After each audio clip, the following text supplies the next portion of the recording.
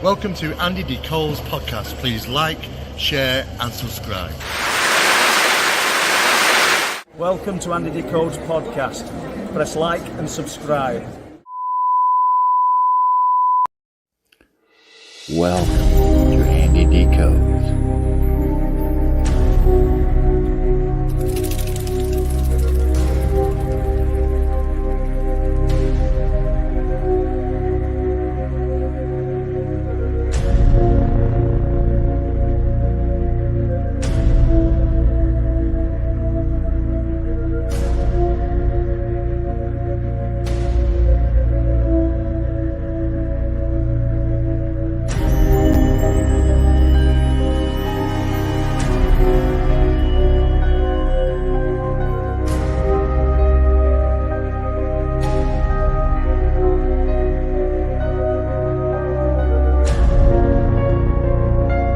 Sit back and enjoy as we dive deeper down into the rabbit hole.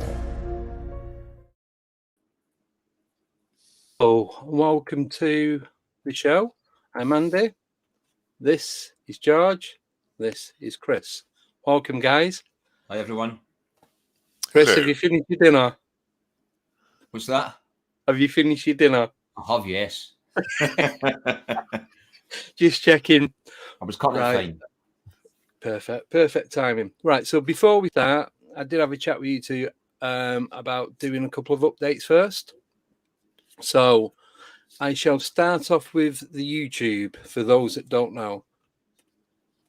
Actually, I've wrote it down this week because I will forget. So, right, so the update on the Patreon, there are now 2 memberships, Tier 1, Tier 2, Mothman and Dogman. With Tier 1, it's just your general, your basic, and nothing too spectacular going on. But you will get updates and you will be able to see who's coming on in the future before anyone else will. Tier 2 is Dogman, slightly more expensive. But with that, you will get a live video meet chat sort of thing. So we'll all be on like this. And we'll be having a discussion about features and different ideas what we're going to do on YouTube. So I thought if you're paying that little bit more to be a member, then you should have some say on kind of how it's run and with the features and what it should do and shouldn't do. And also what I'm going to be setting up on that is have like 7 or 8 members and a guest, so that then with that, so there'll be no chat. It won't go out live. It will be recorded. So we'll get a guest on. Say we get Chris on, and there'll be 6, 7 people in the chat, and you just fire questions at him directly. So we're going to do it like that. So it's like more intimate, like a, what do they call it? Unplugged, like an unplugged version. So that's going to be once a month on both of them. So that's it on that. Thank you. Car, appreciate it. Sorry, 1 second. Oh, where do I press it? There we go. Right, yeah, so that's that out of the way. Hello to everyone that's just joined. Too many people to type the names, and it's quite dark in here and I can't see. So I'm going to move on. Right, so as you guys know, there's 5 of us that went to Cannock. So there's me, Simon Riley, Warren Hardcastle, Andy Muldoon and the Sober Carper. Got there, met up. Not everything went to plan as we expected, but we did get out and investigate, and there were a few things going on. Now, Warren's not actually in the chat yet, so I don't want to cover his stuff until he comes on. So I'll just do the one that Simon encountered, but we didn't know about it because it's like stupid o'clock in the morning. Just before I carry on with that, this is going out on Rumble as well. So it's Facebook, Rumble, and YouTube. So that's it. So we found the little, well, it was a big car park, but it was right at the end, and it was away from everything. There were people coming in and out, and we didn't hang about when they seen like the van and the car park next to each other. Now, I just need to explain the position of the vehicles for what I'm going to tell you. So where we reversed up to where the bushes were behind us, we left a gap of about 7 foot from the back of the car and the back of the van up to where the bushes were and the trees. And the banking kind of went up about 3-4 foot. So if you did reverse right up, we wouldn't have been able to get into the boot or the back of the van, because that's where all the equipment was being stored. Sorry, 1 second. And that's where all the equipment was being stored. So what we did, we left the gap, and because you're not allowed to camp there overnight, we decided to sleep in the vehicles. So while we're sleeping in the vehicles,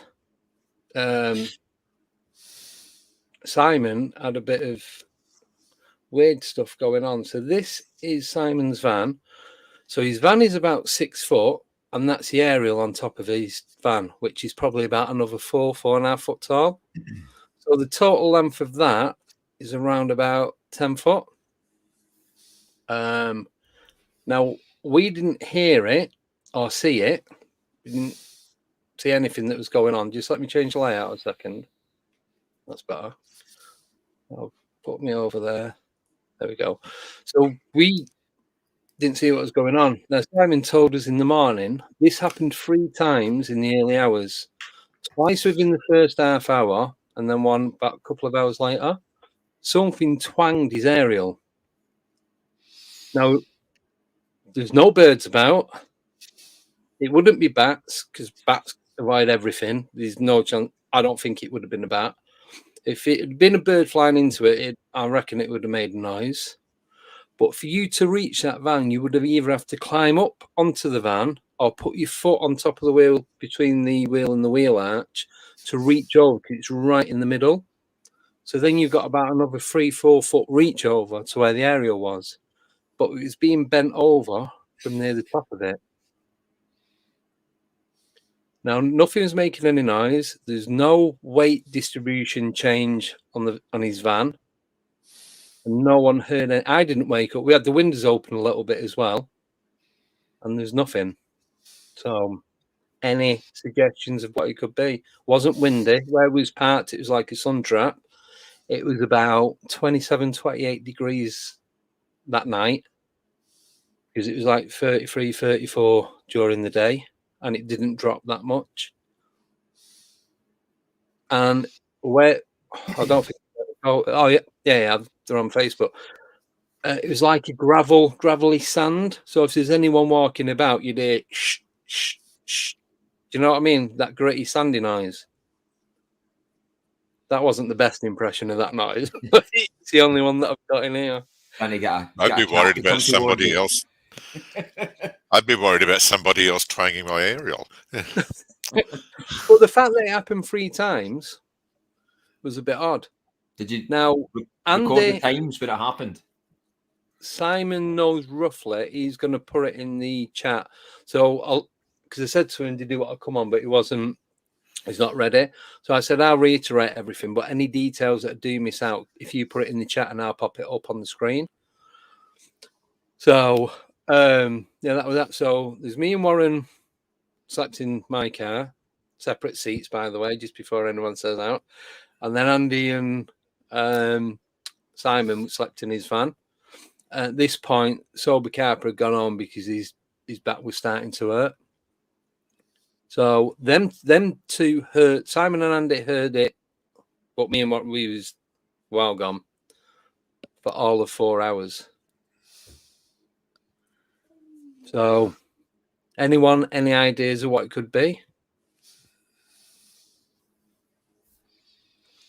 No, you beat me completely.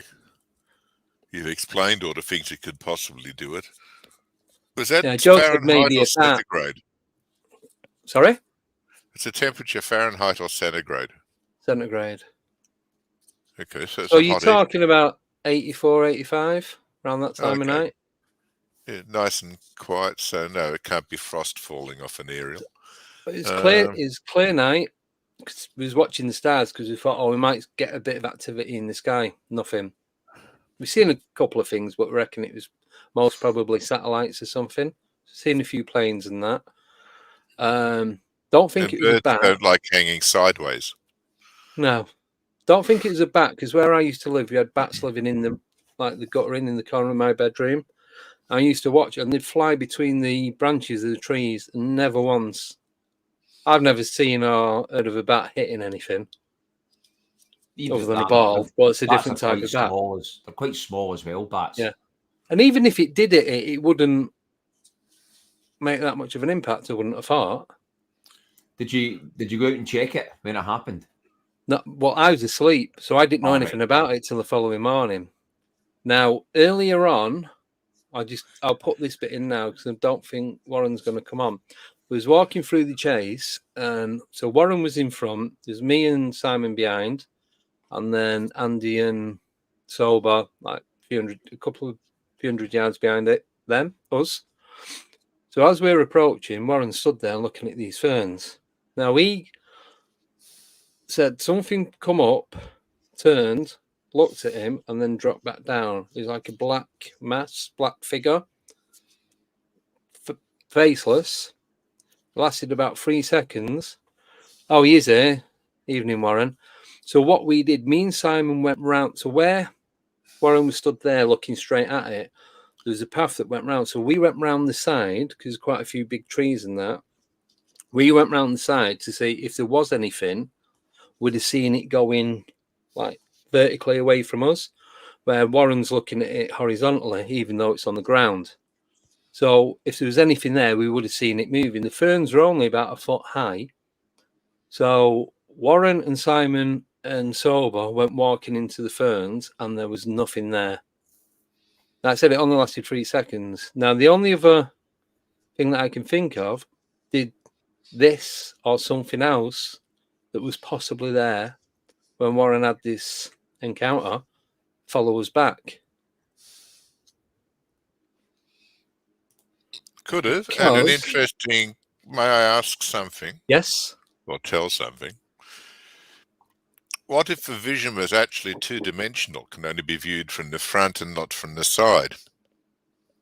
I was thinking then that. Anyone on the side and the back would not see it. They would only see it from the front. Yeah, so it's like a sheet of paper. So, like a hologram. Yes, yeah. Because I sometimes conjecture whether a lot of our phenomena appear as holograms. Yeah, or it's not fully dimensional. Yeah. Yes, it's not fully through. It's not cooked It's not yet. fully dimensional, so we're only seeing it in part of our dimension. Yeah, I get all that. We've thought about it, but if it's not fully dimensional, it wouldn't be able to have a physical effect on the aerial. That's the problem with that, though. But then what if it's come through, and it's come and then through, finally done it, and it's become solid, and then it's followed us back to where we was going? Because where that was to where we ended up staying overnight was roughly a mile, less than a mile as the crow flies, about a mile and a half driving. Have you done an aerial view of where you parked relative to tracks and trees, etc.? You could have been parked in the middle of a ley line intersection. Not yet. Which means you start playing with electromagnetism. What am I saying? Electromagnetism and piezoelectricity, which can do strange things. Yes. So Warren was doing a aerial view because he wanted to track where we'd walked and how many miles we'd done. So now, because we've got a messenger group, so I know him and Simon were sending like Google Map views of the area and what have you, but I've not had a chance to have a proper look yet. I've just been so busy. So that's that bit. So I'll tell you the second part of the story, which is still ongoing.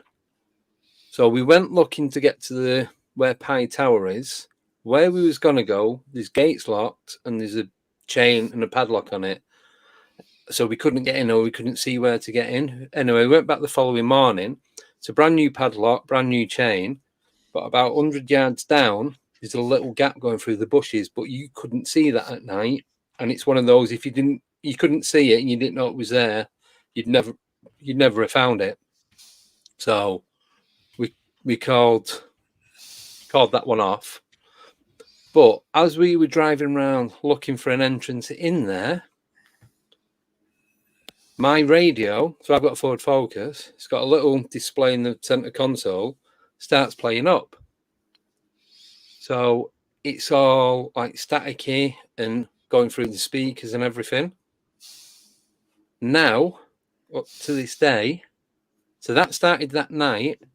Even now, the radio won't work. The display's coming on, but it's just like the menu screen. Can't press anything. Static is coming, or this noise is coming through the speakers, even when the engine and the stereo is switched off and the car's parked up. I can link my phone to it, but there's no volume or anything coming out. But I'd parked the car up before and I was walking in the house and could hear the static, and it's that loud, it's deafening, and the volume's right down. You might have brought a little friend home. And that's what I'm thinking. So I might have to get rid of my camera, get a new one. Just out of interest, disconnect the battery. See I've if it still reset does the it. stereo. I've been on YouTube, been online looking at all the different solutions. But there Have is you nothing. disconnected the battery? That's the next thing I'm going to do. I'm going to do that tomorrow. If it still does it, then get rid of that thing cheap and buy a new Ford Focus or something. Yes, I think I'm going to have to. So Warren's just put up, he does have the exact coordinates, thanks to Simon.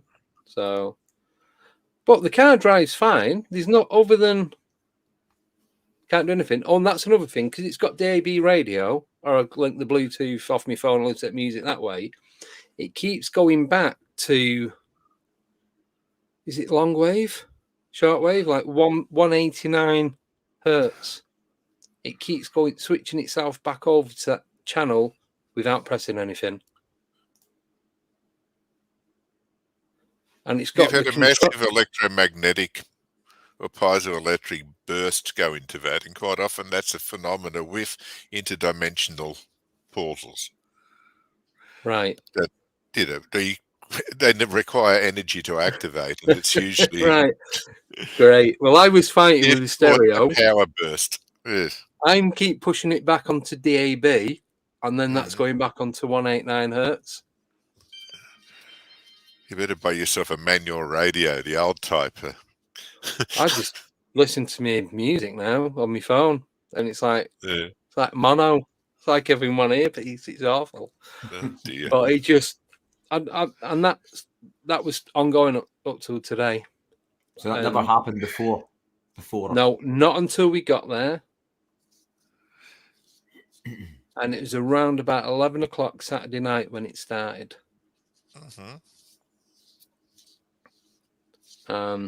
I don't know what's going on now.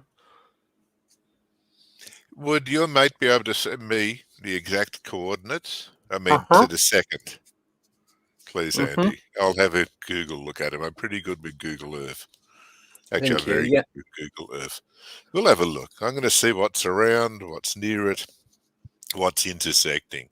You've hit an energy burst of some type and it's stuffed up your car. Yes. Well, it's stuffed up the most sensitive part of your car. But it's like, because there's 8 speakers in the car, it's not, it'll go from one, and you can hear it traveling around the different channels. It's not all in one speaker. And then it'll all go to one, then it'll all go to all of them. Then it'll pan back out and go to the different. But as you said, it's doing it when the car is off. Yes. Okay. That kind of creeped me out. But I'm glad I was walking away from it and not getting into it at that time. Yes. So, yeah, I message don't know me those exact coordinates to the second if you can. I want to have a look in the play.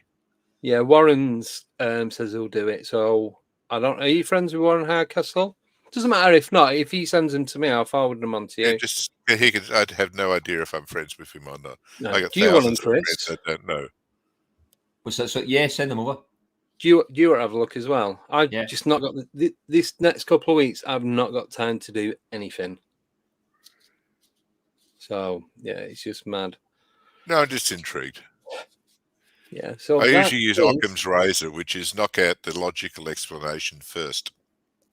Yeah. So I was going to get an auto technician in to have a look at it, and we mate does radios and all that. And because it's the original built-in stereo system, I don't want to be messing about with it and making it worse than what it already is. Take it back.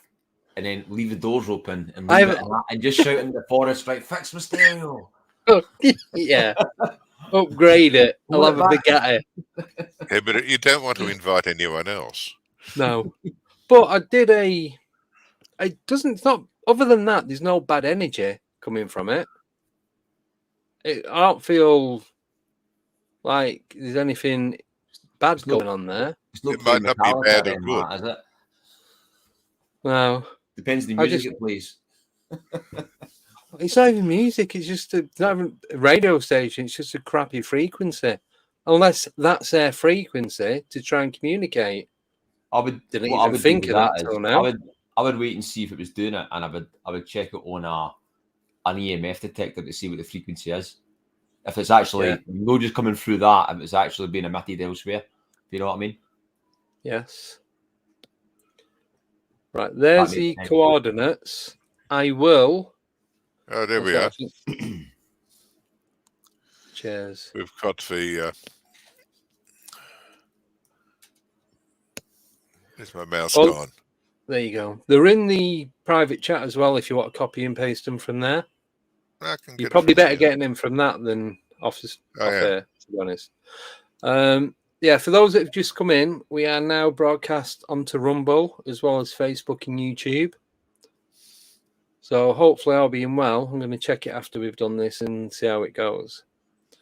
And the last, 21 minutes. So we've got a few minutes yet before we need to move on.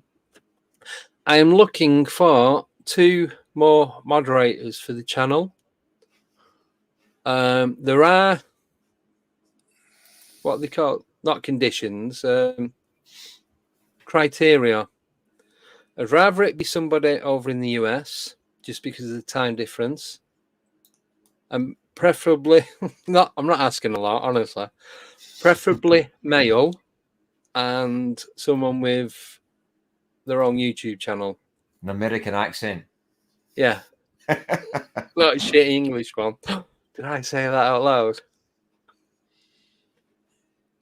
Yeah, it's just for the time difference and that. So if anyone is interested and would like to do it.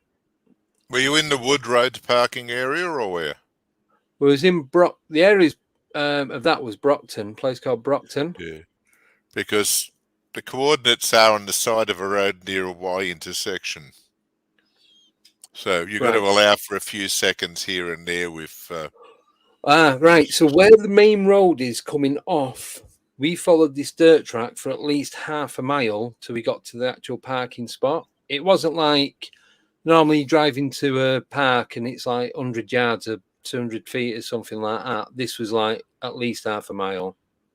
Mm-hmm. Yeah, because you've got to allow for irregularities. So you got Wood Road parking place, which is probably where it is. Okay, get the stupid thing out of the road. Okay. Albert says hello, Mr. Rosales. Hello, Albert. We got to do an interview together one day. I know a really good interviewer. Chris. We'll know each other. It's all He's on about you. I'm having an issue with the chat now. I'm trying to get the chat sorted because it's like not popping it right. Have you done pop out chat? I managed to get into the chat, and then give me a wee minute just to actually sort it because it's like a way. I always do pop out chat and then close YouTube. Yeah, I did that, and then it's like give me a wee minute just to do it because it's. While you do that, I've got it popped out, but it's actually it just keeps opening up fully, and I'm trying. There's something really weird on the map. Nigel.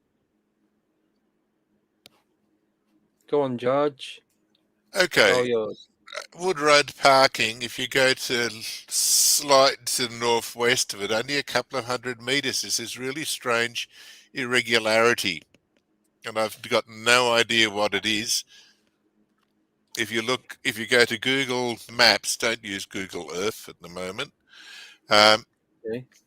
And it's, I don't know what the hell the damn thing is. It's a sort of a lozenge with oval and strange shaped things in it in the middle of what looks like normal bushland.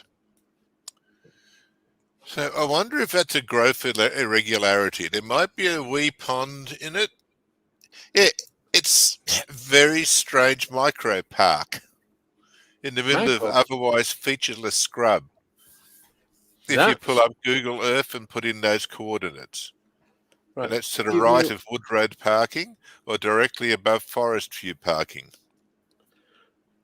right. Give me 1 minute. I'm just going to open it up on the other screen, and then I'll share the screen. No. I don't know Oh, how that to didn't share my work. screens. Omar Faizi showed me once and I totally Google forgot. Maps. Sorry. Yeah, just put in Cannock Chase and then change it to maps with Google. Put in those Yeah. coordinates, top left, that'll come up on the side screen. Yeah. And they'll come up to be close to Wood Road parking. You scroll up a bit to your right and up above Forest View Oh, campsite. yeah. There's this odd thing. Right. So where Warren's talking about, that is where he took the photo. So then coordinates that. is a photograph. Yeah, so what the hell is that thing? All the rest of this So scrub is normal scrub. Or are you on normal satellite bushland. view? Yeah. Oh, wait, 1 sec. Layers. Oh.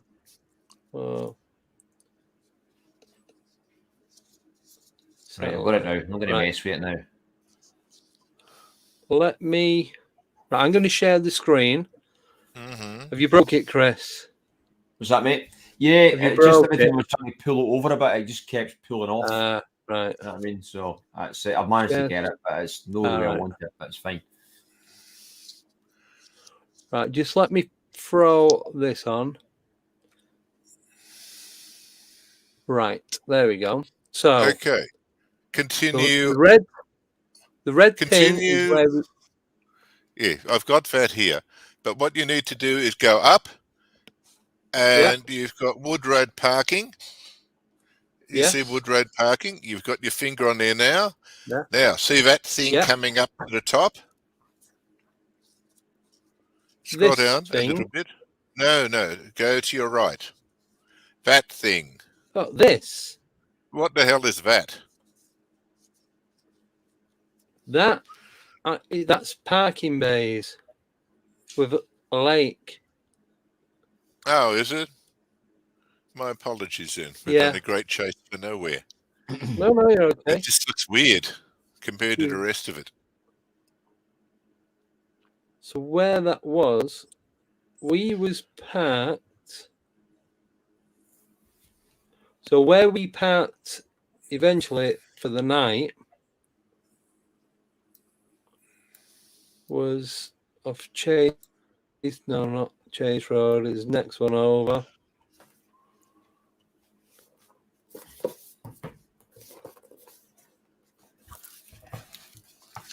Anson's Bank car park, or it's off Camp Road. We was parked in this bit somewhere. I'm sure it was Dry Pits.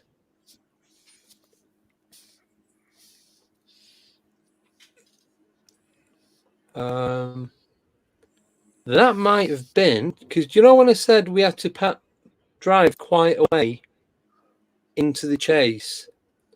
So this road, Chase Road, Brockton. So that's where we was, and we drove roughly the length of one of these to get into where we wanted to go.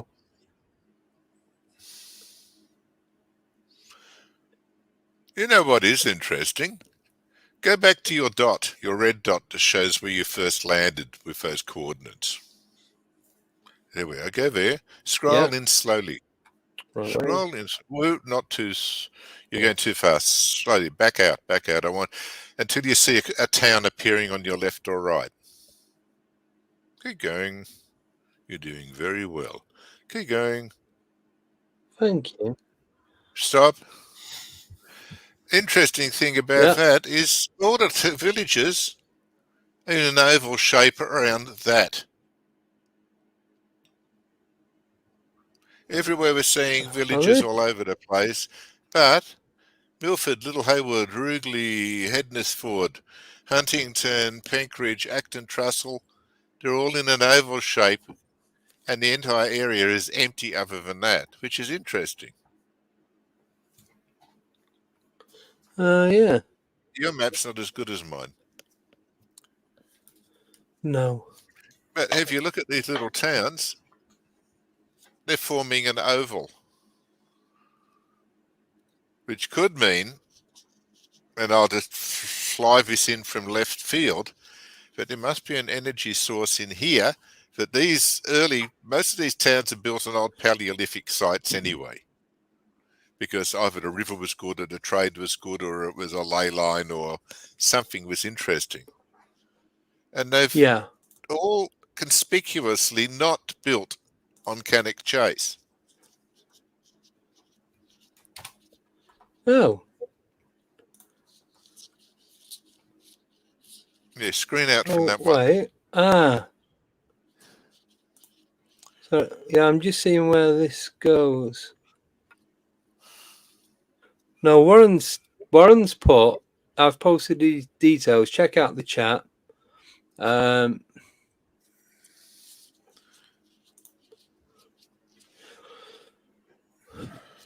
We parked at Coppy's Hill, which is near Brockton. Okay, well, there's Brockton. Let's bring up Coppers Hill. Right, there we go. So this is where we parked. Exploring by Google. Right, so here we go. This is easier. So where that black car and the gap is, that's where we were parked. I was there, Simon was there. So me and Warren, Andy and Simon. So you can see how far from the road it is. I'd say that's at least 1/4 mile. My coordinates keep going back to the previous one. Would you believe it? Do they? Yeah, it's strange. But yeah, that's the parking. That's where we went. And then when we did the walk, we went down and through and round, and we did the Brockton walk. No, mine just wants to keep going back to the first coordinates we got. Kind of like, which is strange, but all right. So the walk, what we did, the walk we did was roughly that. That was on Sunday. Yeah, but do you know what I mean by this weird shape? And it's all barren. Yeah. So that's a weird shape, and we're looking at. If anyone's fallen asleep, we will be sending a wake-up call out soon.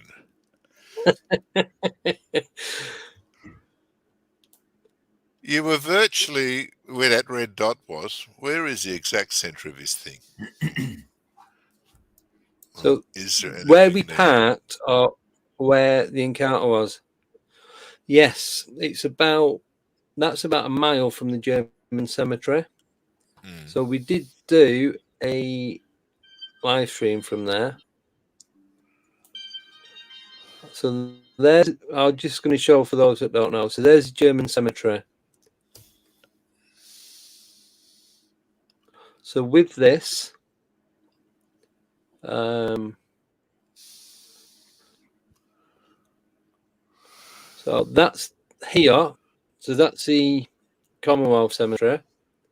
So this is the nearest place you can park, is there. Then you have to walk down through here. There's a little doorway that goes into the gardens. This is where the big tomb is that you can see in the photos. And then obviously went into the cemetery, and we didn't go right down to the bottom there, but it's just got like a green chain metal fence going around it. So it's never closed off.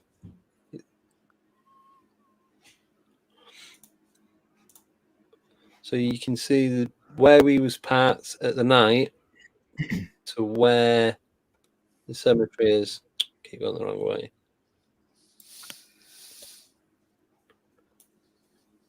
So from there to there, Warren says is roughly about 2 miles.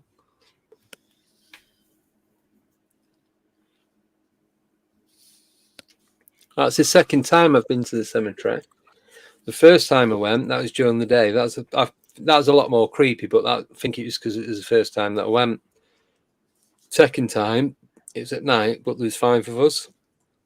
But none of us felt anything,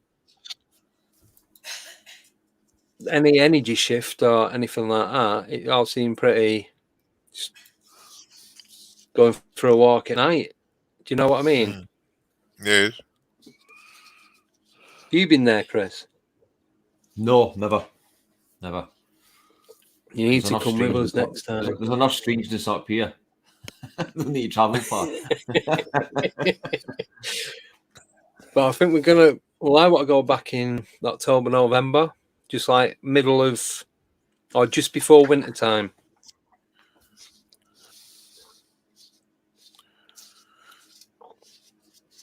I'm trying to head up to the Cairngorms before the Oh, winter yeah. time kicks in up there as well for the big grey man of Ben McDoo. That's what I'm. Yes. Up there. Well, we were talking, and think we want to come up to Scotland. So Listen, more than welcome to tag along. It's like a 5-hour trek in. Can't hear you.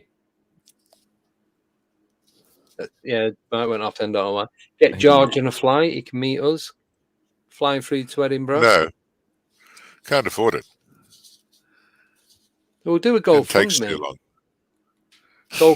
GoFund George. We can Go live fund stream it. George's expedition to the Cairngorms to see the Green Man. The grey man, the big grey man is. We There can we paint Not him the green wee if you Green want. Man, the big Green Man. And then we'll go Do you want- yowie hunting. Yeah, I'm going to unshare the screen now. Is that all right? Yep. I'll keep it on just in case you want to go back to it at any point. But I got one yeah. here anyway on another monitor, so. So yeah, the activity that's been noted around there is Dogman, black liquid orbs, German soldiers, black-eyed That's kids, understandable. ghost children, UFOs, prehistoric creatures, and now aerial rattlers. Aerial twanger. Technically, Aerial a twangers. UAP, You haven't been unidentified twanging your aerial aerial too phenomena. much, have you? Or no? But we wasn't too far from Slitting Mill, where the Slitting Mill troll was seen. This is back in the 1970s. I'll show you the. I've not got the 2 up on here now. Oh, I've got that off. Yeah, so that was this one. So this was in this area. Oh, yes. That one.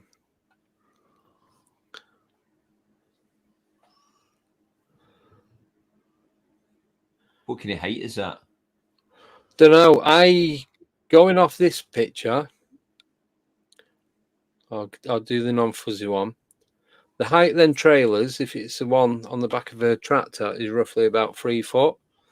So say that's 8 foot away. I reckon that is about 4.5, 5 foot.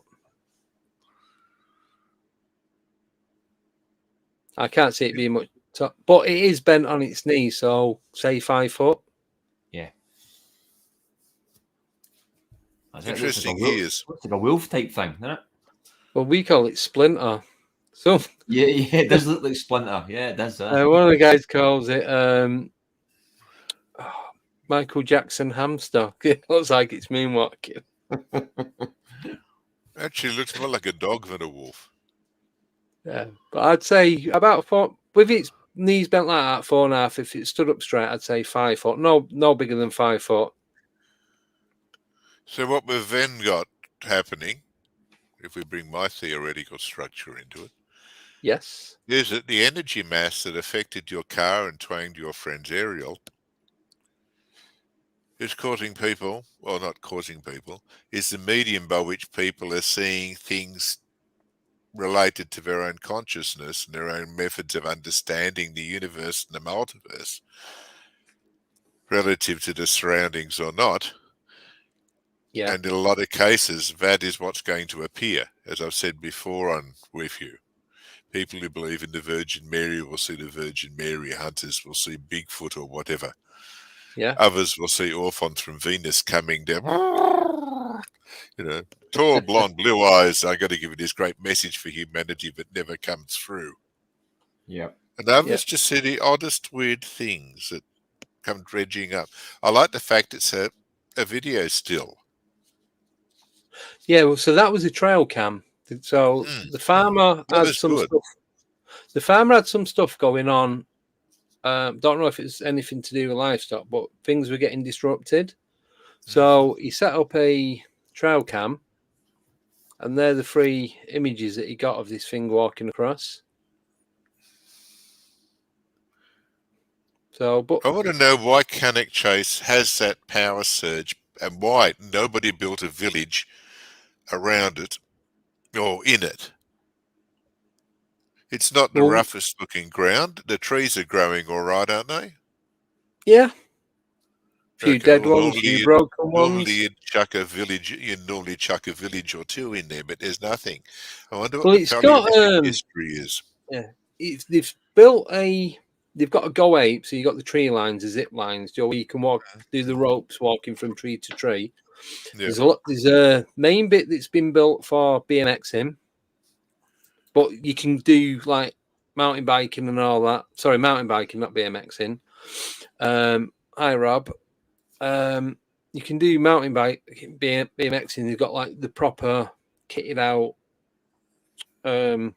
track like they've got on Ben Nevis, but it goes right round and you can go on different sides of it and all that. So you've got all that going on. There's a falconry bit a bit further down. Then there's a deer park.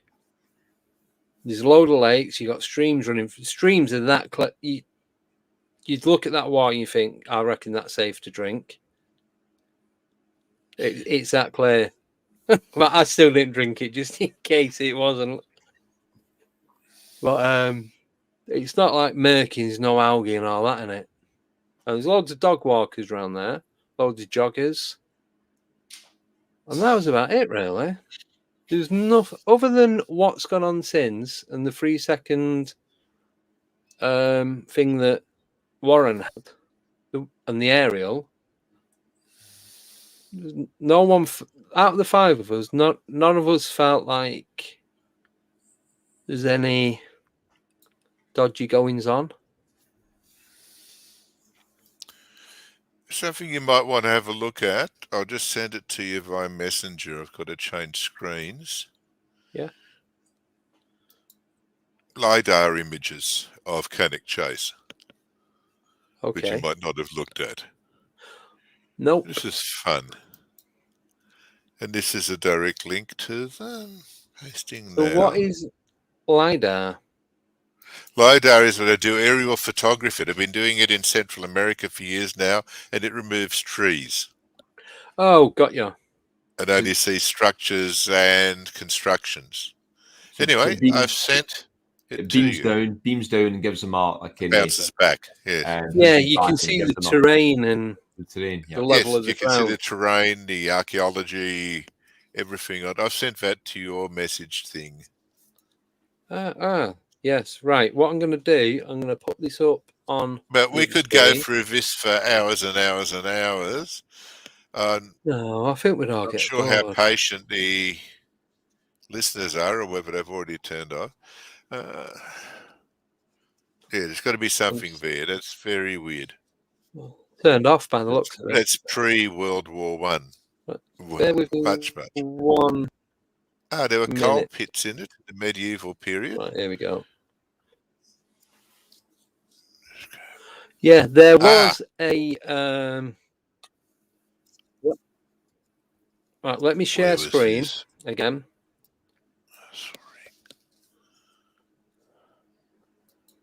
Right, on Blob would jump up. There we go. So.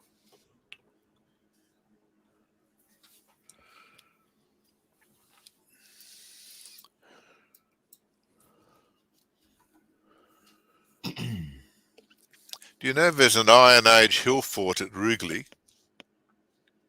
Well, we went This to is this a one, very Castle old, Ring. yes, Castle This Ring, one. yes. We went there and we walked. So there's a car park. We walked around. We went down there, yeah, because we could see the back of them houses. And then we come back up because it was getting pretty steep and it was raining. And then we come back round and back That's to a the car big park. hill fort. Yes. That is a big hill fort. Interesting. This place, you'll have to do some more archaeological work on it. Because we're finding interest. Yeah, that didn't build from everywhere. No, I think that was the only one in that area. Yeah. Yeah, so Good that was stuff. what Warren seen. He said made sure nobody else could see it. Like I said, because we were only 10, 15 foot behind Warren. And that's it on that. I'll stop. It was on like 10 or 15 foot behind where Warren was stood, and we couldn't see. We didn't see anything, didn't hear anything. There's no rustling. We could still hear the birds and that. But that's enough. While we were stood there, at different times, we all heard like people chattering.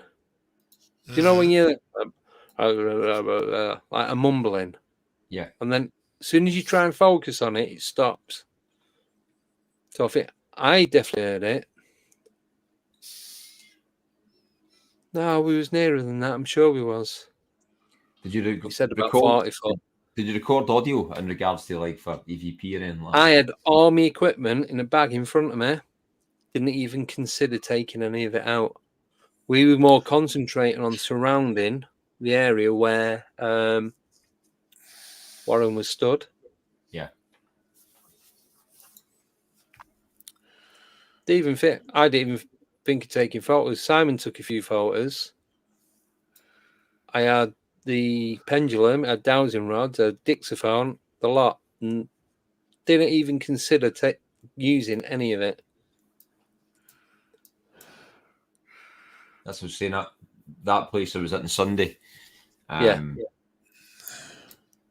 had the GoPro and I had the dictaphone as well, and I've not reviewed it yet. This was just Sunday there, so it's a case of a few different times when potentially heard something.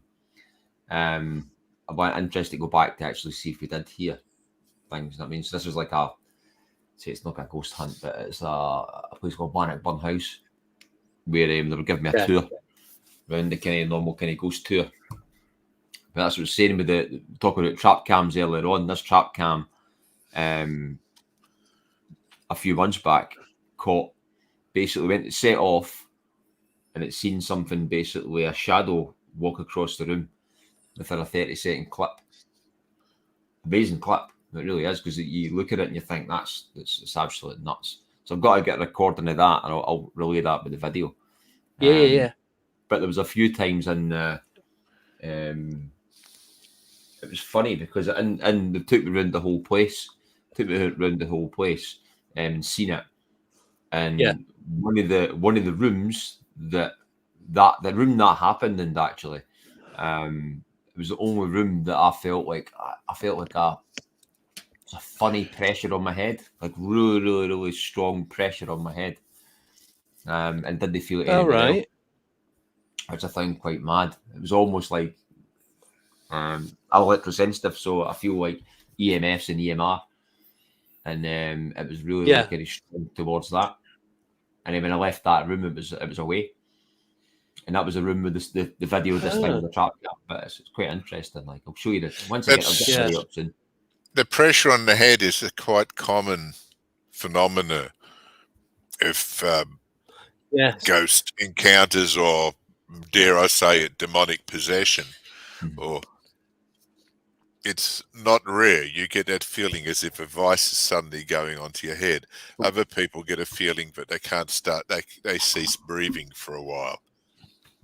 Yeah. and they're scared shitless at the same time. But I never really, I never relayed it as that at the time. I just asked them because they were giving me a tour round. They do ghost tours in there. It was about evening time, maybe 4:30, 5 o'clock, and they do ghost tours at night. But they wanted to take me around and see this kind of stuff. So I was going to do a video and stuff as well. So I went round and relayed. They were just relaying some of the stories that happened to like guests that was coming round or stuff that happened to themselves. Quite a lot of activity in the place. And the one place where they hear a lot of,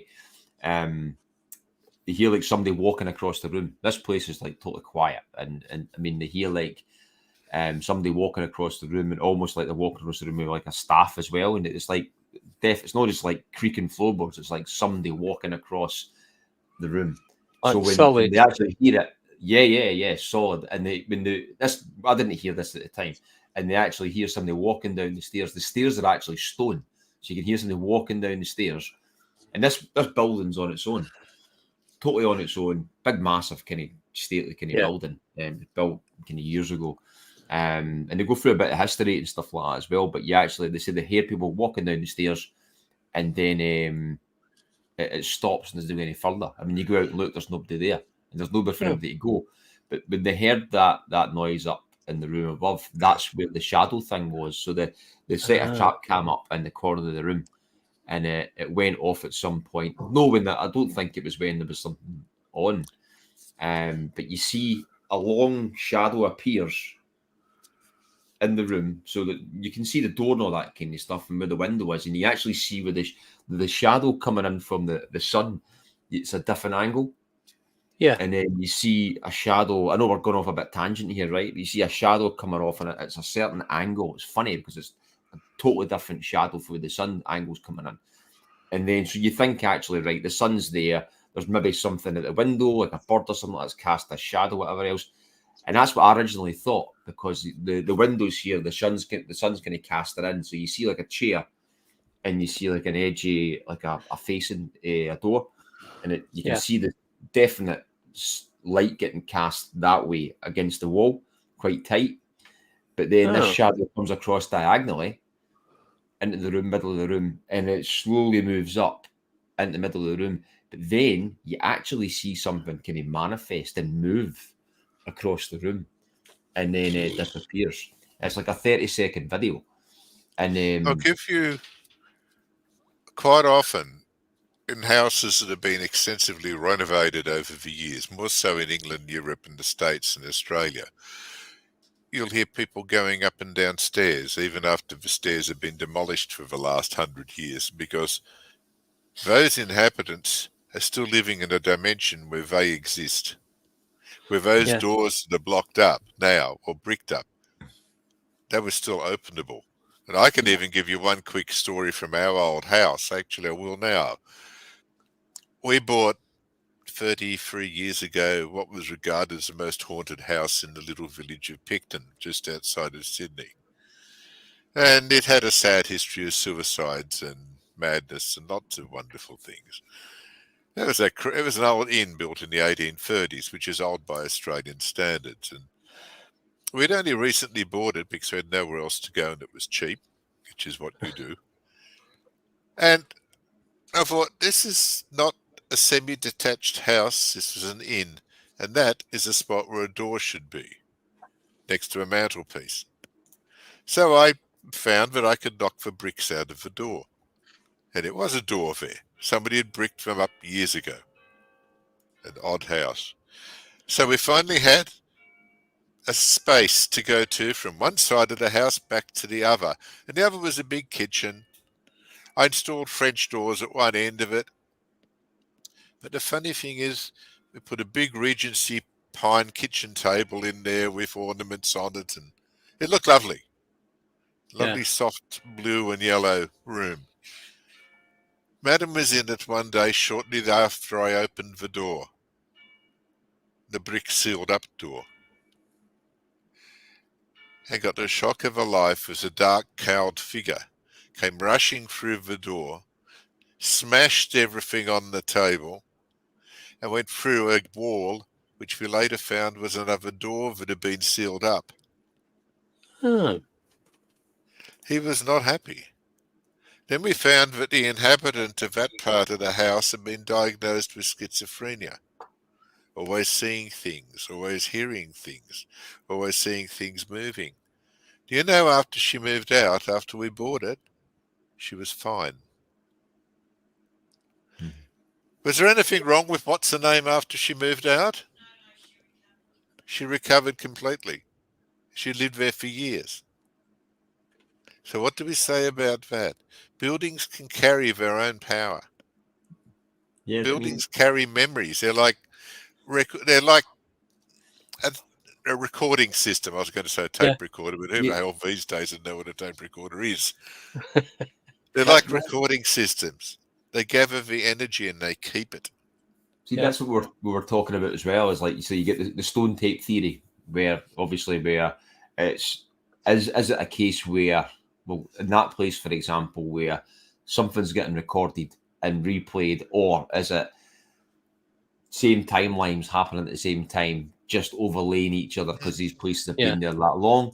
Or when you're getting somewhere where it is actually something interacting with the people who are there. I mean, because you get things where, I mean, you hear stories where you maybe get a Roman soldier walking past with the torso up, but then finding out there was a road further down when they passed or whatever else, you know what I mean? It's just like they're just walking past and reliving either the stone tape, or even a case it might not be a ghost. They might just be relaying that and walking there now and looking and seeing us, and it's just dimensions overlaying or time overlaying. I mean, but when you get things where it's a total interaction of something, the totally strange phenomena, no like I wouldn't say like a replaying of a ghost or a period era, but something that's like more, I don't know if it's more sinister. I mean, I wouldn't say more sinister. We would probably say it'd be more sinister because it would our be ghost scared the crap out of Margaret because that wasn't just a replay. 7 o'clock every night he walks across up the stairs out the door, and live on this channel. It was an interaction with the present because it could affect physical things. Now we're talking about, was it a ghost? Was it a spirit? Was it an entity? Please choose your name. How many entities do we want? How many do we need? And how many do we want to stay away from? And who are we inviting? So now we know why that wall was bricked up. When it was one of the main hallways, the main doorways in the house. Strange goings on. We're all hunters of the strange. The interesting thing was, though, like I never mentioned it until I kind of said to them, what do people feel when they come into this room? Or do, and they surprisingly said they don't feel much, but this is where we hear all the noise. This is with the trap camera off and that. Because the reason I asked that question, I never told them this until the very end of the tour I went round, is because I could feel it in my head, like a pressure in my head in that room. And I kind of thought, for me personally, right, I mean, I'm not saying it's anything to be ghosts, because I get affected by Wi-Fi and wireless technology, which gives me a sore head. And it was that type of pain, but slightly different. And at the same time was more like a pressure. So it was definitely electromagnetic radiation or frequency that was causing it, right? And I kind of thought it could be somebody's phone, it could be a mast outside, it could be X, Y, and Z. So I pick up on that kind of stuff. And then, but when I left that room, it went away. It never happened to anybody else in that house. It was actually, it kind of intrigued me that much. I was going to go back up at the end and stand in the room to see if it happened again. I didn't, though. I just relayed it to them. I said the reason I asked that in that room is because of this. And the only other thing I kind of mentioned as well is we were in a room when they said there was activity. It's a small kind of dark room, and I'm sure I heard a bell ringing. And this place is middle of nowhere. And we got down to another room and they were talking about servants' bells and stuff like that. And I said, does anybody ever hear a bell? And they were talking about, well, this bell that kind of got moved and stuff like that. And I said, because I'm sure I heard the bell. I'm sure I heard the bell when we were in that kind of alleged kind of creepy room kind of thing. So I'm going to go back. I'm going to go back and listen through to see if I can hear it or not. I probably don't hear it, but I was see if I could hear it. And there was another time when we were actually right at the end. We had a chat at the end. We were talking, and sure he heard a woman's voice down the corridor. So I've got it. I mean, if I've got it, I've not reviewed the audio, but it's a good dictaphone. So if there was a woman's voice, that I picked it up.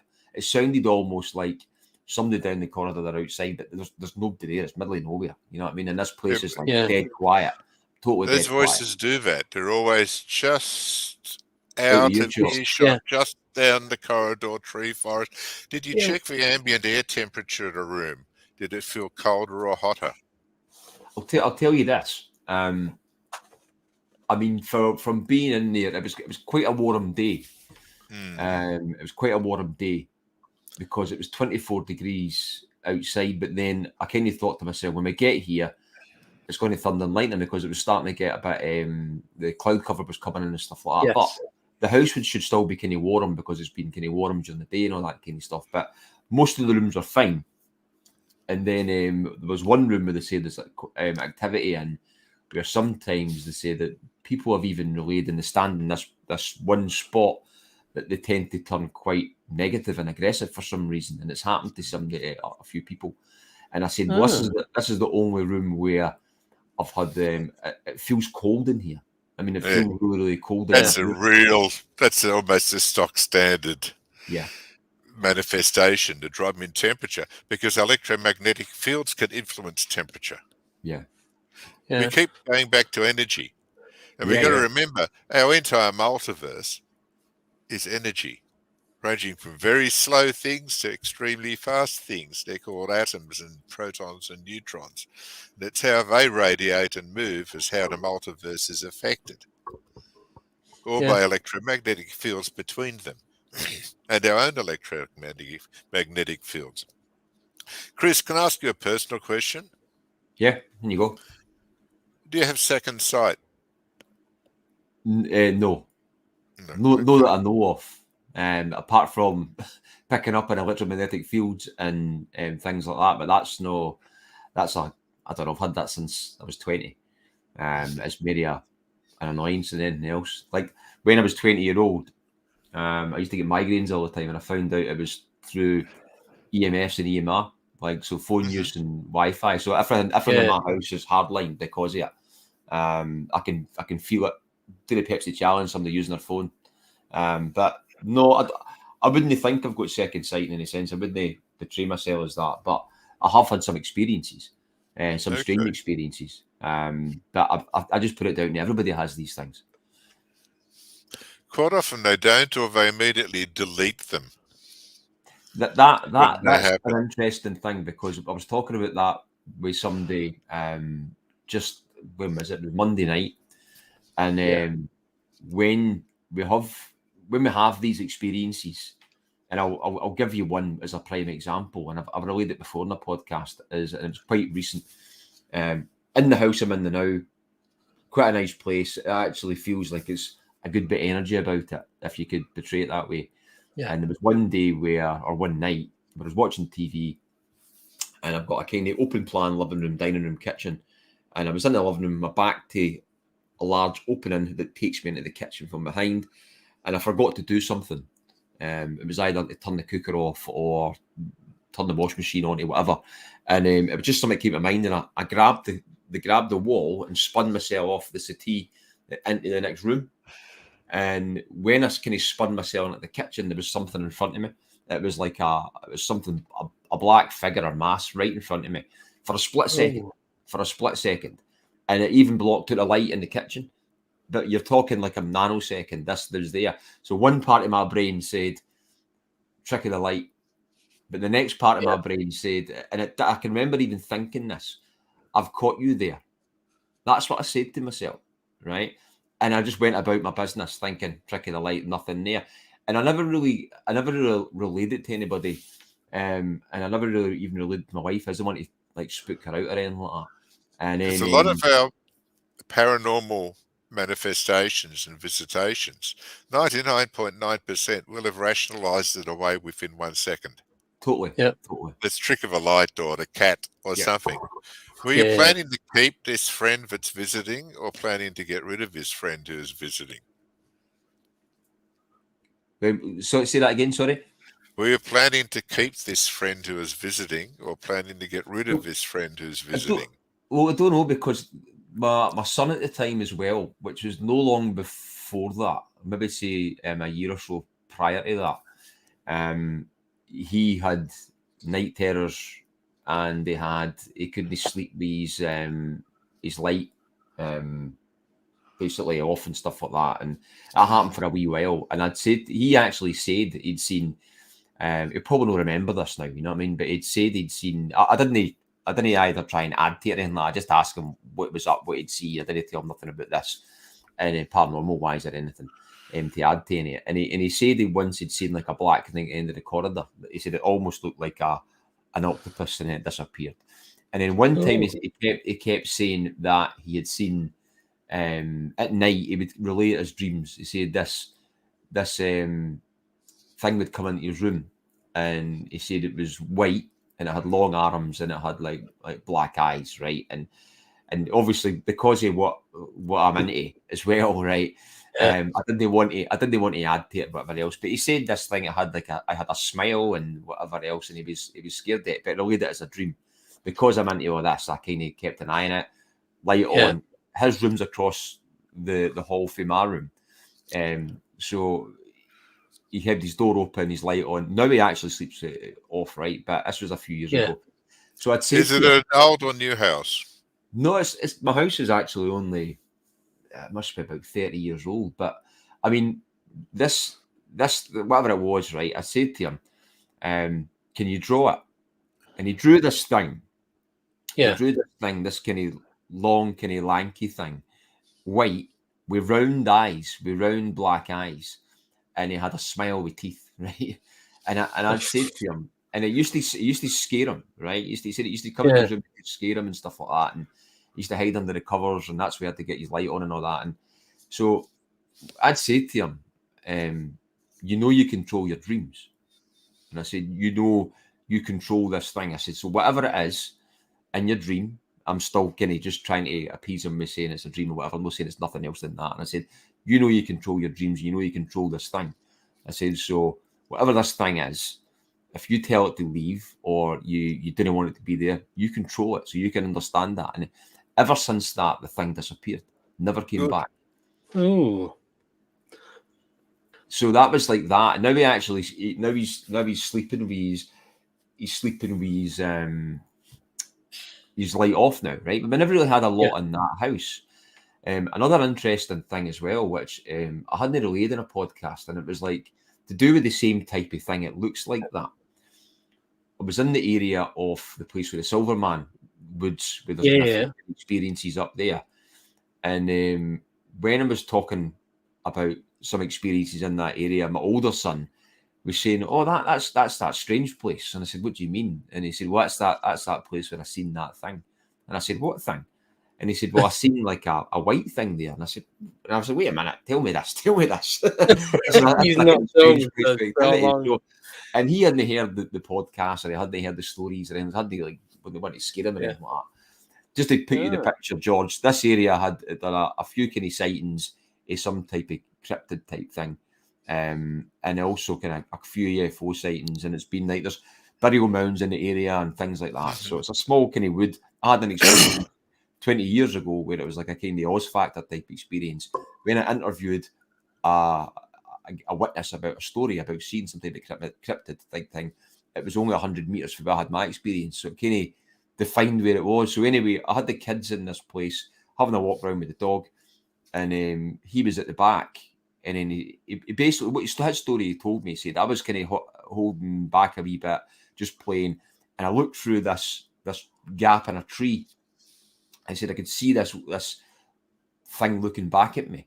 Again, between just like it was a gap in between a tree and then a bit behind it. He said, I said, what did it look like? He said, well, I actually thought it was an owl to start off with. He said, but his face was pure white and it didn't have a mouth. It just had like two black eyes and it was white.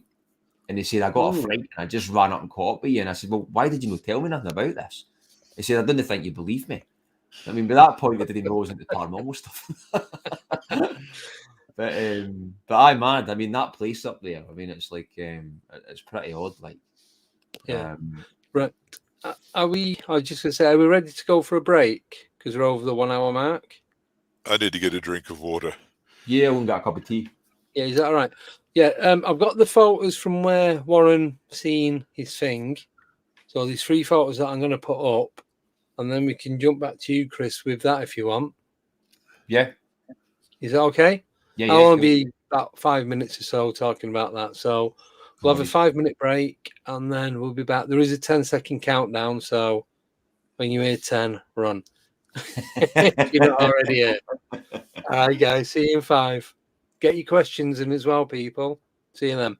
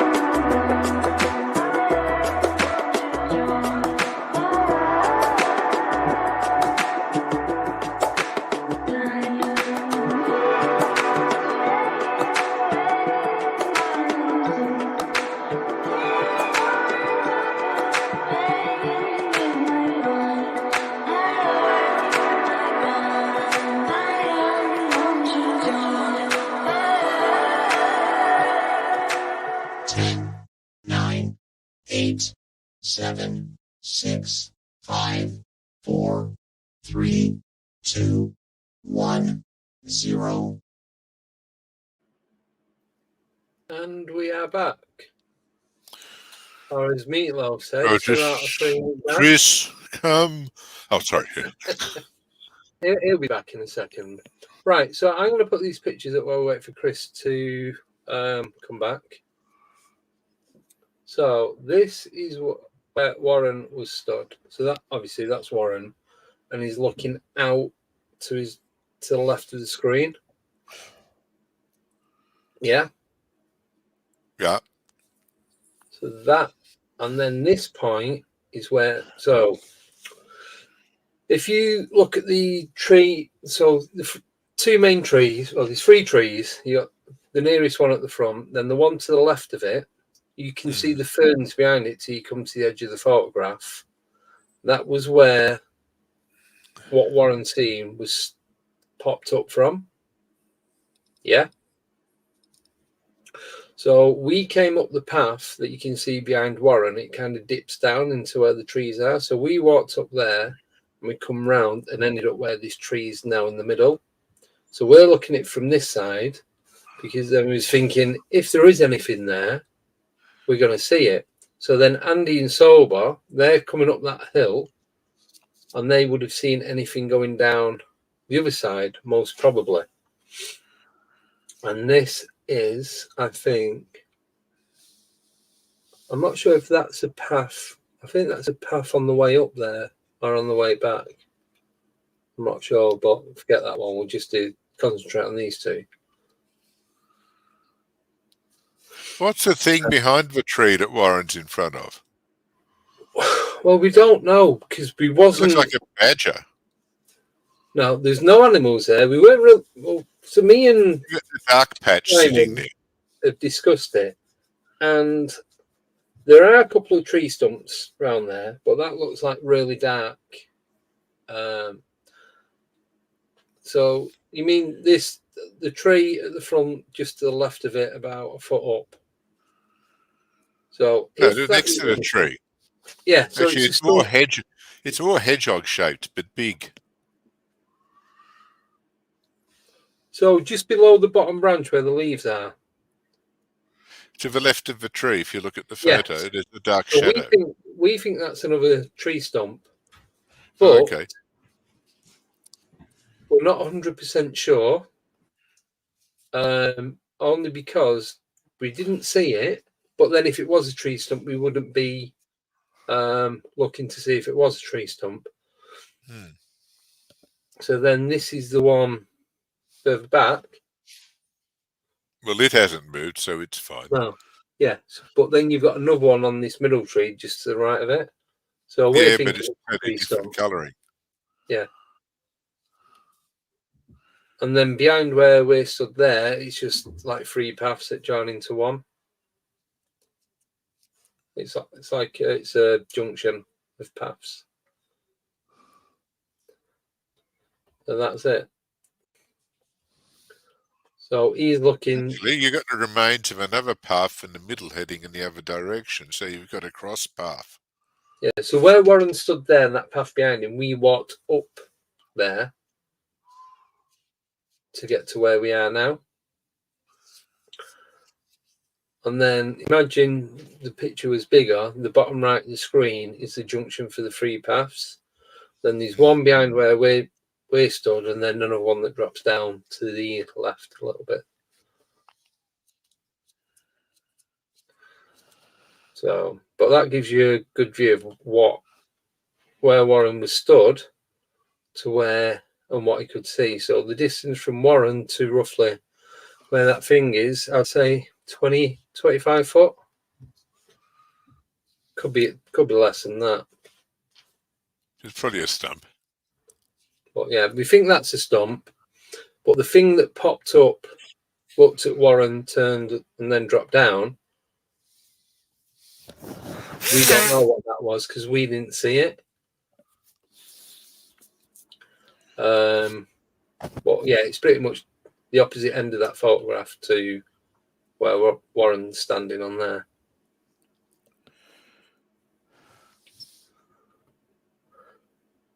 So Hello. he's back. He was hiding behind the trees. What do you think, Chris? I didn't get a chance to see them all there. I was looking just through the chat.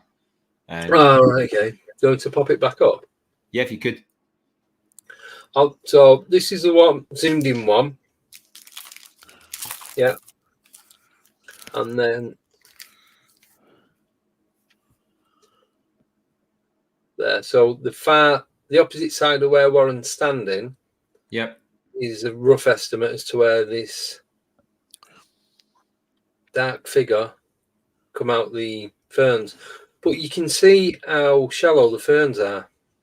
Yeah, they're not that tall. They're not. They walked into it. The only reason I didn't go in because I had shorts on. At this point I was already covered in bites. They want ticks, scratches, and nettle stings and all that. Yeah. So otherwise I'd have gone wading through. But where they stop, then it goes quite flat and it's just trees and a bit of like mossy area. Yeah. So it doesn't get anything. That is probably the thickest part of the whole photograph, or what you can see there. What do you reckon it was? I honestly couldn't tell you because I didn't see it. You didn't see it? All right, okay. No. But Warren's he's definitely not the sort of person that makes something up. And No, he said even when that happened, there was no energy change for him. It didn't. There's no negativity, no positivity. It just felt like the same level. So the only thinking I've got from that is that thing didn't know Warren was there. So as it's popped up, it's then seeing him and dropped straight back down again.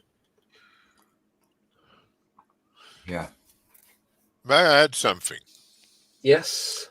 Out of countless years and tens of thousands of pages of research, one of the most common phenomena when we interact with the unknown or denizens or creatures of the unknown is there is a surprise to see us as we are to see them. And it happens quite often in Bigfoot and other monster sightings where they look at you as if, what the hell are you doing there? At the same time, you're wondering what the F is going on here. It's as if you jumped out of a dimension into another dimension and, oh, shit. Time to get it. Like I was mentioning in an interview elsewhere. I know I've been unfaithful at times, Andy. But, how dare you, George? We were mentioning UFOs that have crashed through billboards. Yeah. And it's the same thing. I said, you're charging through a dimension. Next second, shit, there's a billboard in the road. And you're trying to avoid it or you go through it. Straight through the McDonald's sign. Yeah. Because Andy mentioned the Oz factor, OZ, before, and it doesn't refer to Australia. It refers to the land of Oz, the bound books.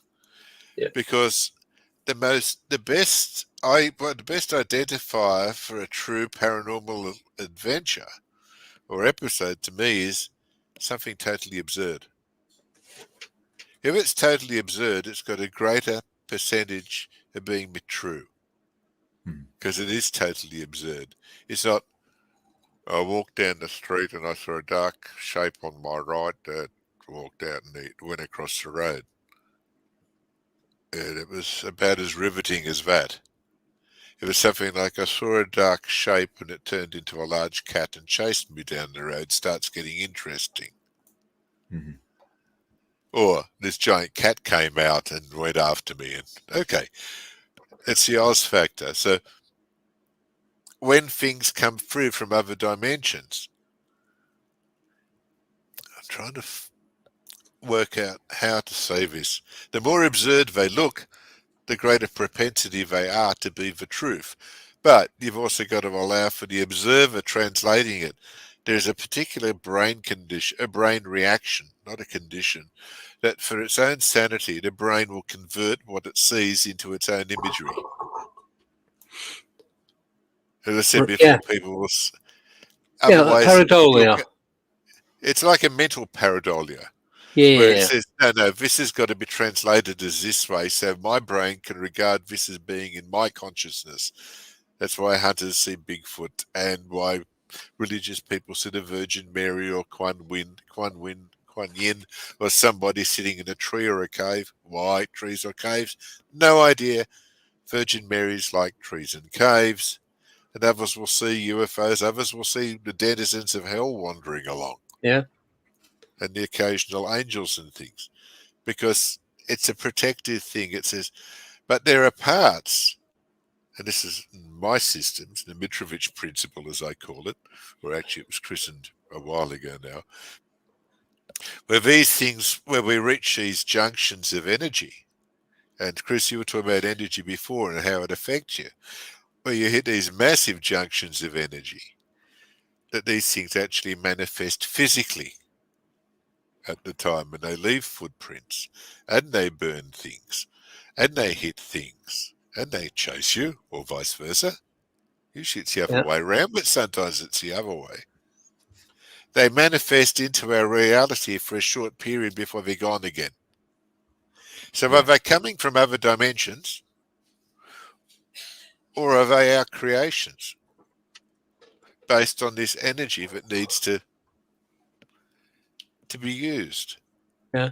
But do You- you think then that they get the option of whether they get to be seen or not, or it's just sporadic and random and they can just pop up anywhere like anything?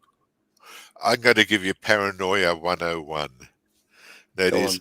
let's say I'm 8,000 light years ahead of Earth in civilization. Yeah. And I want to explore Earth, and I don't want to be noticed that much, and I want to be ignored, so I can have a good wander around. What better camouflage could I have by going through the dimensions, or the harmonic resonance field, as I now call it, instead of calling it the quasar vacuum, which nobody could understand?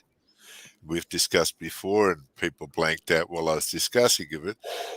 Harmonic resonance works much better because it's all vibrations, and that's actually what it is, intersecting at different frequencies and rates. I'd say I'm coming here and I can disguise myself as what you think is your archetype. Right. So that when you go into town, say, Ma, there's a Bigfoot in the hills. There's a Bigfoot and I saw it. The reaction will be, piss off, Clem. You're pissed. Go away. You're always talking about these bloody Bigfoots. What a perfect disguise.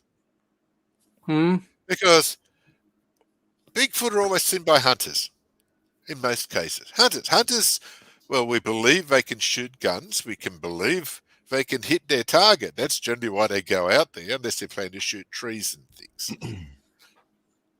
All my years of research, I think I found 5 or 6 recorded times they've actually hit the damn Bigfoot.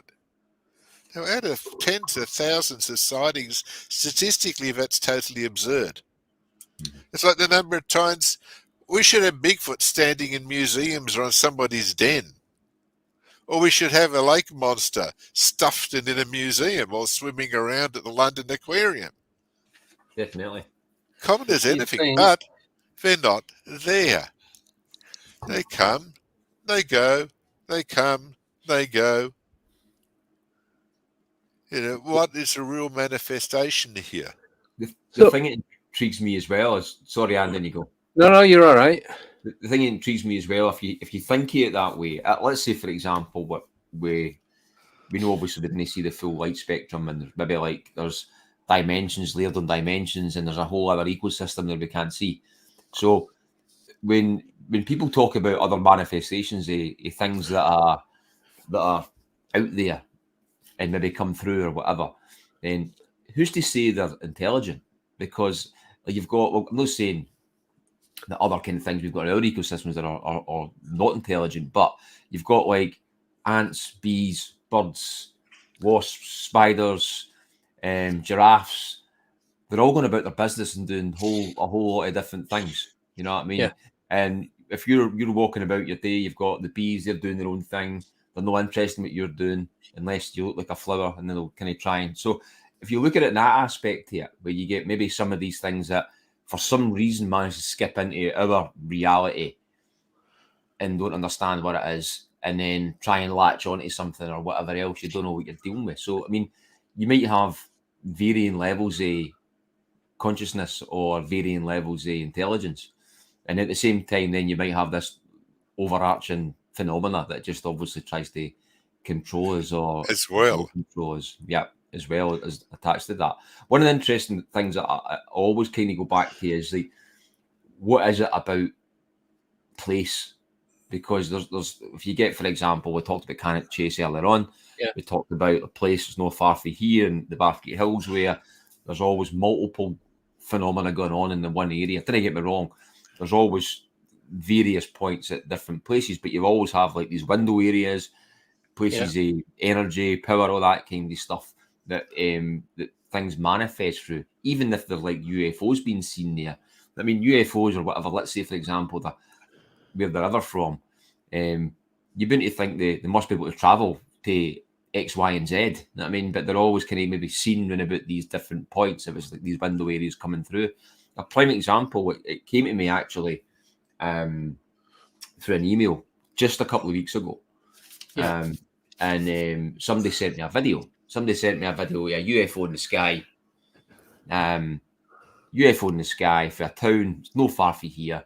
And it was, I can't remember the exact date, and I'm sure they said maybe it was December or maybe further on in that, but there's a large light in the sky, and it sits there, and you can see a plane in the background, right? You see a plane in the background traveling.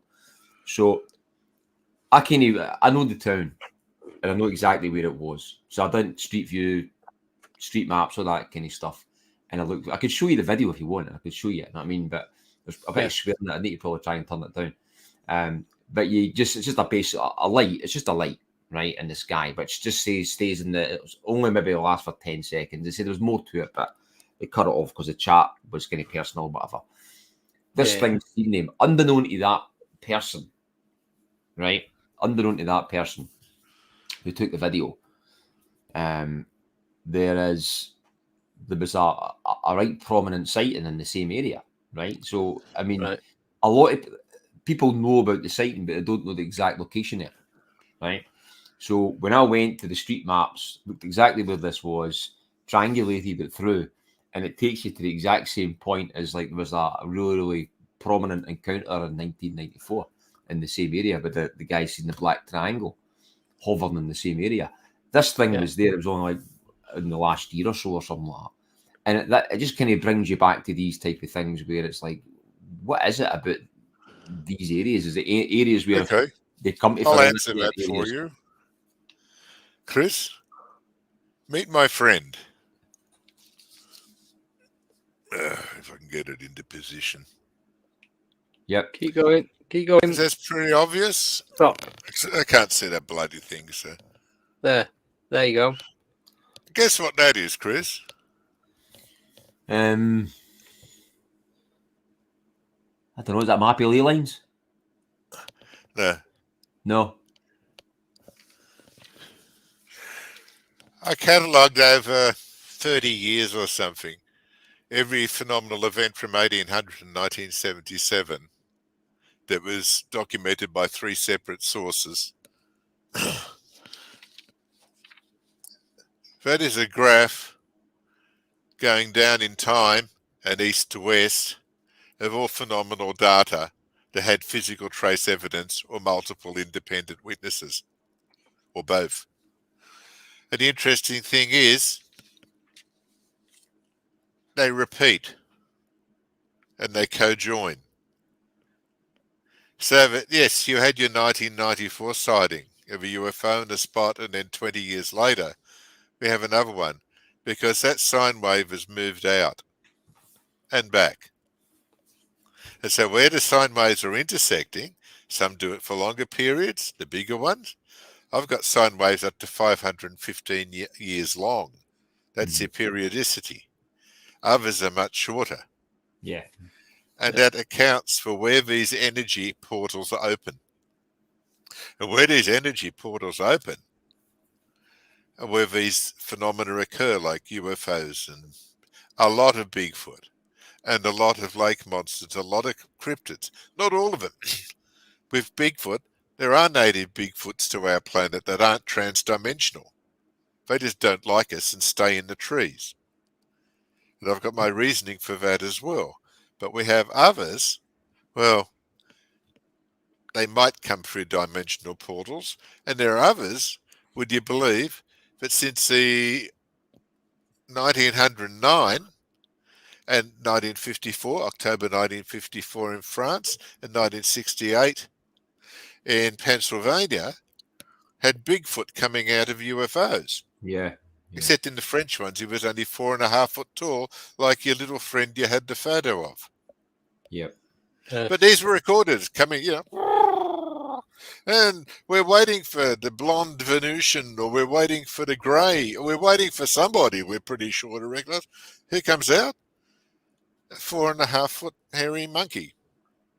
On that note, just to remember, like I've still to pick the story up, but I know a story where it was and it's somebody I know, you know what I mean, and it's somebody I actually know, and I kind of thought that they wouldn't be into this type of thing, but they came forward and spoke to me, and they totally believe him in that regard, you know what I mean, but in the case of just doing the stigma and all that kind of stuff, he would never relayed this to anybody else or whatever, but and he's going to let me relay the story, and he's need to tell me in more detail, which I'll relay it. But he's had abduction type scenarios, but when he was younger, and he said I described them look like Ewoks.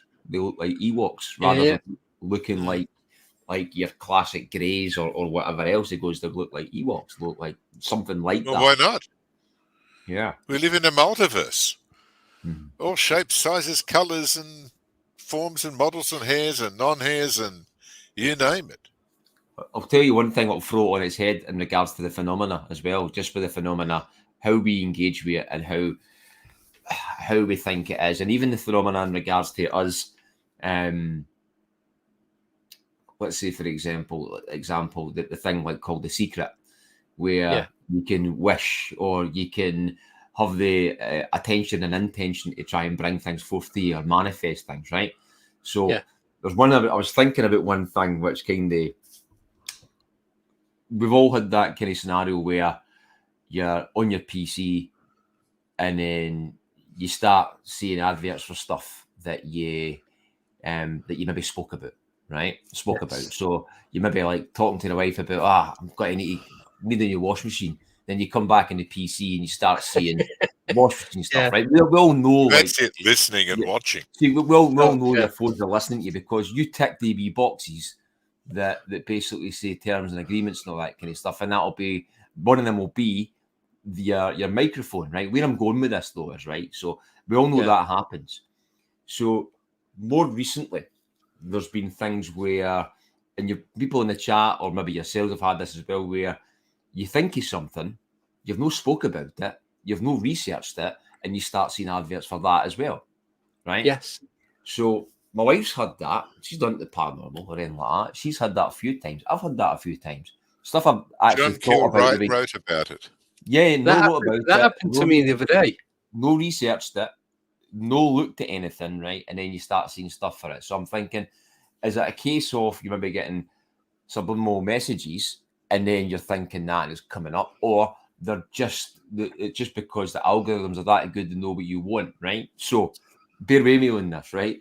So if that's potentially like the algorithms and AI the now, like basically manifesting for you what you want, think of it far-fetched down the line, and let's say it's like a Matrix type scenario where you are kind of thinking about stuff and you are thinking about manifesting stuff, and it's throwing stuff at you, because you know as well if you're into this phenomenon, a prime example, you look at this, it looks back at you. You know what I mean? And you get nods and winks that brings you on a journey or a way where you kind of followed in the route as well. Yeah. And I always kind of think, is it some kind of advanced AI we're in? And it's maybe like that, or maybe this is a way it's kind of going. I'm not saying I believe that, or I'm not saying it's that theory I buy into it, but I'm just thinking, as if you look at that on one aspect to an advertising situation, then as a life situation with that, if we were actually kind of looking after ourselves in some kind of AI environment, it'd be something like that. Well, I actually had that about either yesterday or the day before. There's something I was thinking about to do with the channel and the website and everything. Yeah. And I went on Facebook. I was in the van on my own. Hadn't spoke to anyone. It was yesterday. I didn't speak to anyone. And went on Facebook, and the first thing that was on there was this. Right? So that's just one. It's not AI, though. John Keel in the 60s wrote about that happening. Yeah. It's where your mind starts manifesting, the universe starts providing. That's what I mean, though. But that's unfortunately, it won't give me a bloody Mercedes. Yeah. Well, that's what I mean, though, because we can do that, we can manifest stuff because we think it, right?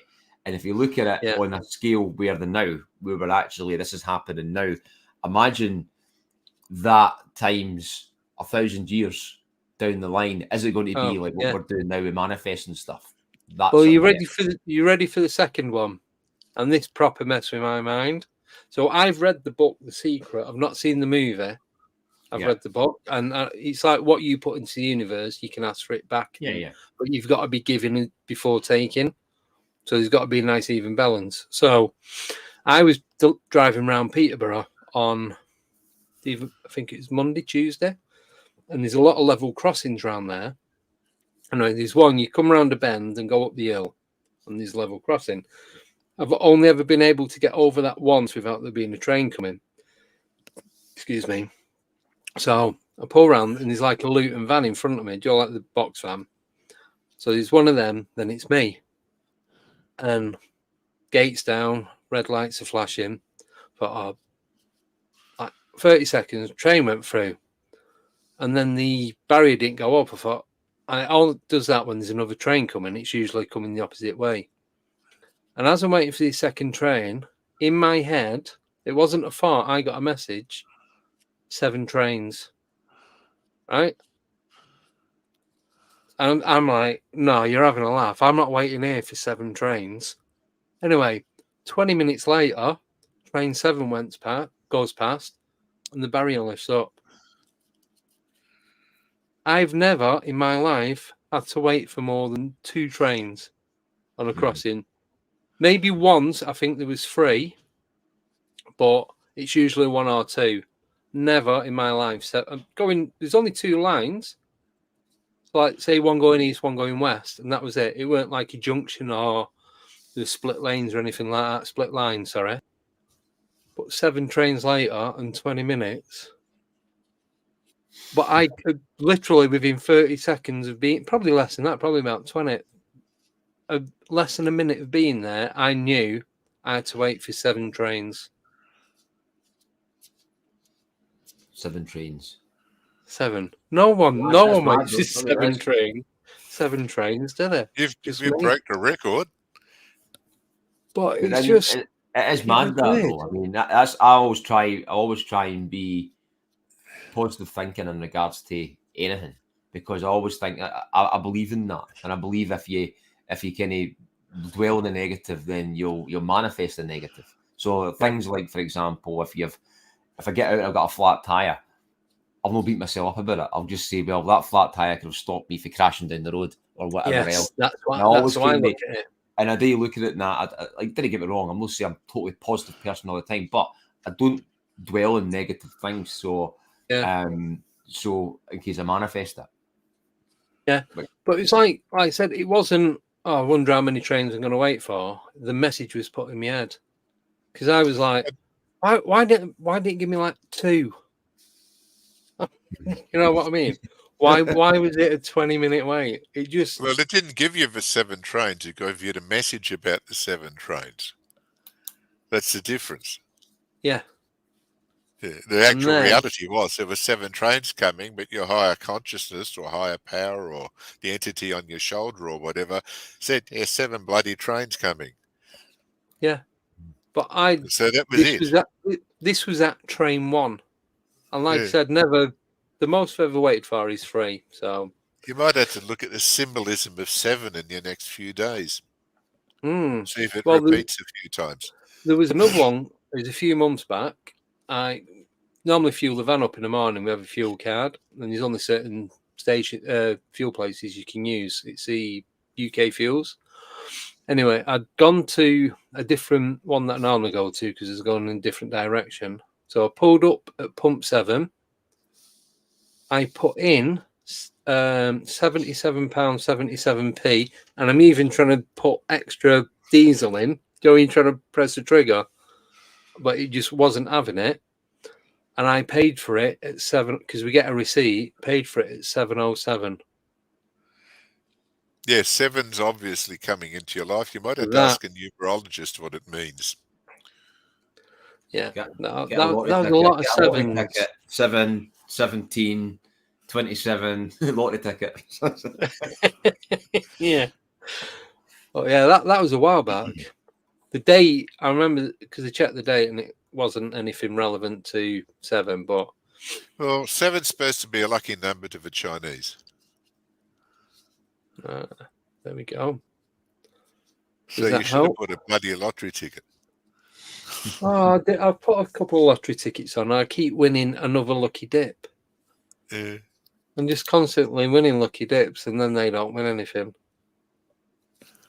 So, give up.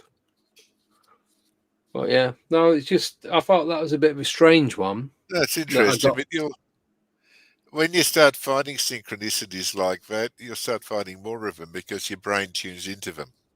It's That's like what I'm hoping. when I bought my Outlander, and that's 14 years ago, in Mitsubishi. I didn't realise there were that many around till I started driving it because my brain started picking them out all over the place. Yeah. Yeah. Yeah. I said, "Look, another Outlander! Yay!" 7 Outlanders. Yeah, it's a tribal thing. It says there's another member of my tribe. Albert just said something interesting a few minutes ago. We were mentioning Bigfoot or Big Feet or Bigfoots. Yes. And I've had arguments I was going to put the. There we go. about aliens and big feet coming out of UFOs. And I must admit, I've read of them too and written about them as well. And the problem with the multiverse is anything is possible. We don't have any set themes. Once you think of a set theme for something, 800 other themes come along to wipe it out of the water. Yeah.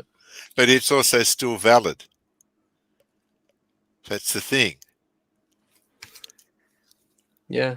Well, We can have valid and apparently invalid theories both coexisting. Yes.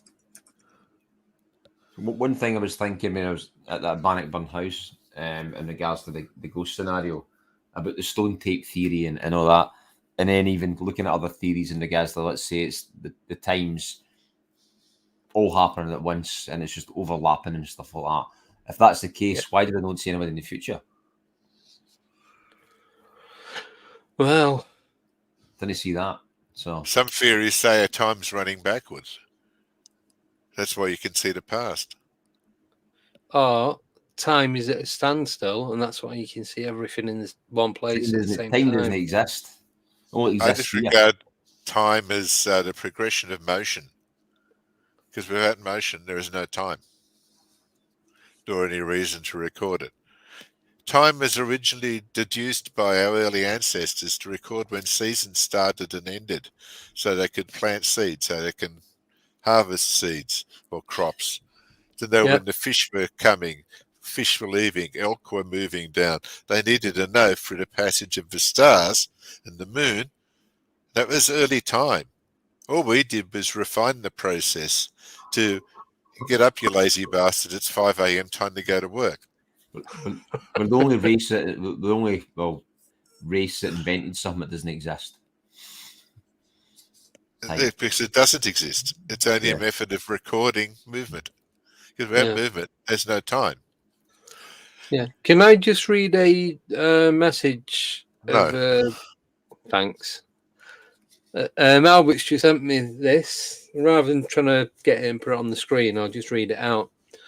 So it says this image was sent to me by a researcher in Puerto Rico about an encounter in spring of 1977. Extremely weird. There was a Bigfoot-type creature accompanied by 2 human-type entities, and on top of it, and to top it off, the object seemed to disappear into solid ground, with shaped like a cube or square. Now I'm going to get the picture up and show you. That'll be one moment. And there we go. So this is what the guy's saying.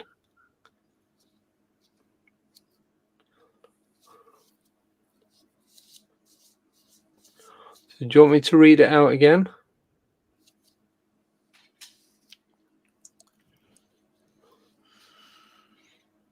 So it's spring of 1977, and the object disappeared into solid ground. Is that what the object looked like? Was it a cube? Yeah. So it's either a cube stroke or square. So if it's cube, it's 3D, obviously. Yeah. But yeah, but I know of people that have been out on a investigation and they've had like cube-like portals appear and people have walked through it. Yeah.